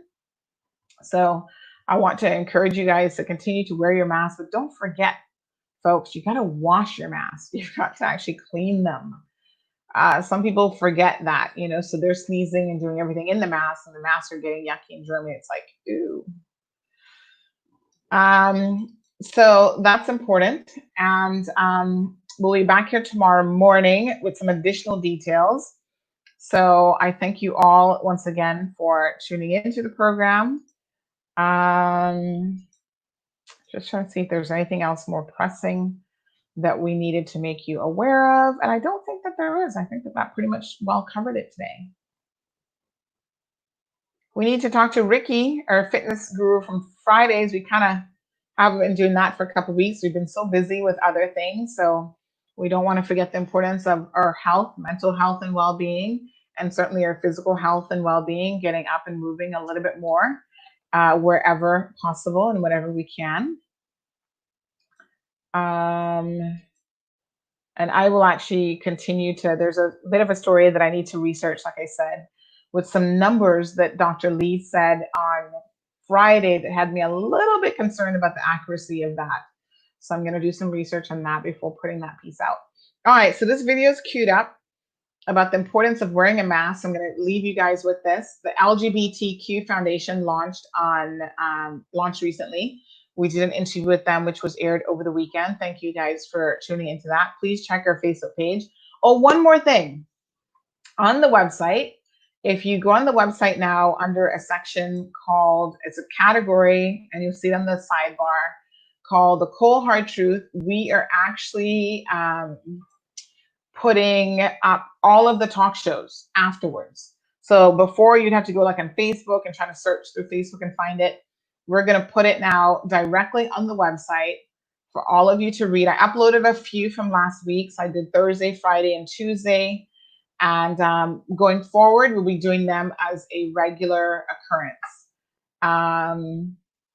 And in fact, I'm going to speak to my web guy because I do have a question about how to kind of define that category a little bit. But just click on where it says live show. Not live show. That's where if you want to watch it in real time. But click on the one that says the Cold Hard Truth category, and then you'll see all of the shows are going to be loaded there going forward. And they'll just have the date in case you're looking for the date. And then when you click on it, it'll give you what was discussed on that particular day.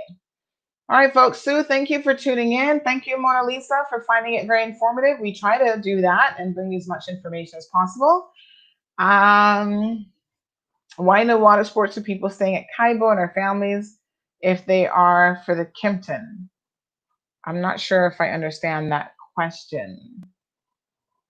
So send that to me and I'll try to look into that. All right, folks, here we go. The importance of wearing your mask. From blue polos to blue lab coats and gloves, we headed down to Sacred Heart's laboratory to unmask a common question.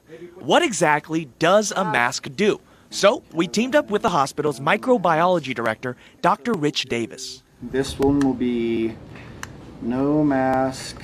It's a demonstration of where respiratory droplets go and how easy they are to transmit and how a mask is effective at blocking those. That's really the key takeaway. Here's how this demonstration worked. I had a petri dish in front of my face as if it's another person's face. Then, with and without a mask, I talked. Hey, how you doing? Sang. Somebody once told me the world is gonna roll me. Coughed.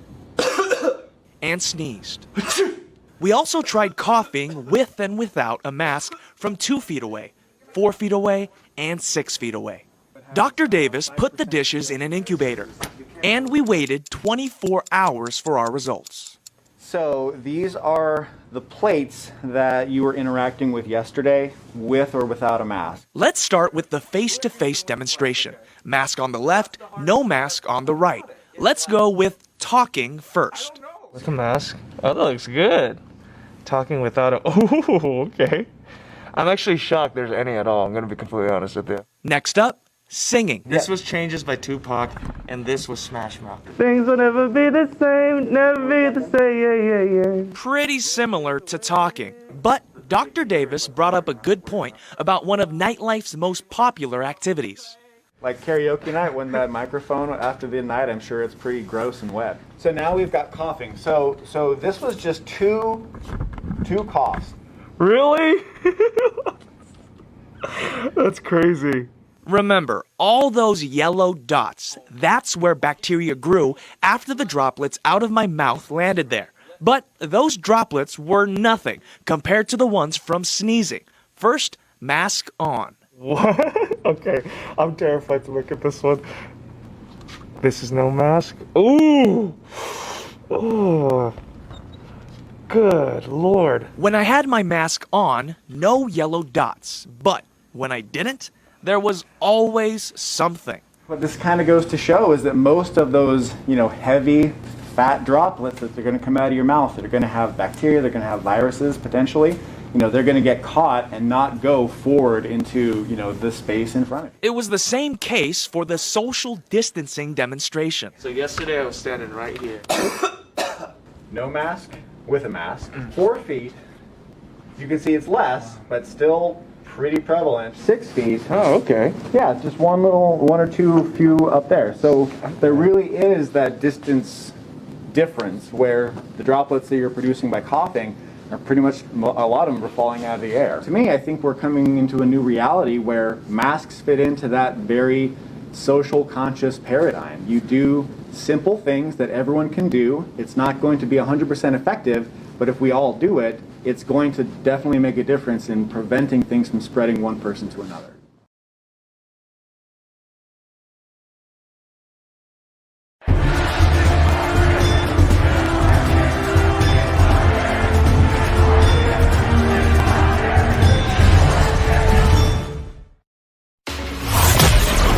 Thank you for tuning in to another edition of The Cold Hard Truth. Make sure to check Facebook for showtimes and more information and the latest news at CaymanMarlRoad.com. Subscribe to our IG and Facebook pages to get the latest happenings. Miracle Brokers is back. That's right. We're fully reopened and back to work. Our agents are here to serve you with all of your packing and shipping needs. Need to move? Don't worry. Give us a call today. Collect a package, shipping around the world, or straight to Cayman? You got it. Give us a call on 949-5989. Collection by personalized appointment only, where our dedicated agents are on standby to personally assist you. Don't forget to wear your mask, maintain social distancing, and one person per appointment. Check us out at miraclebrokers.com today.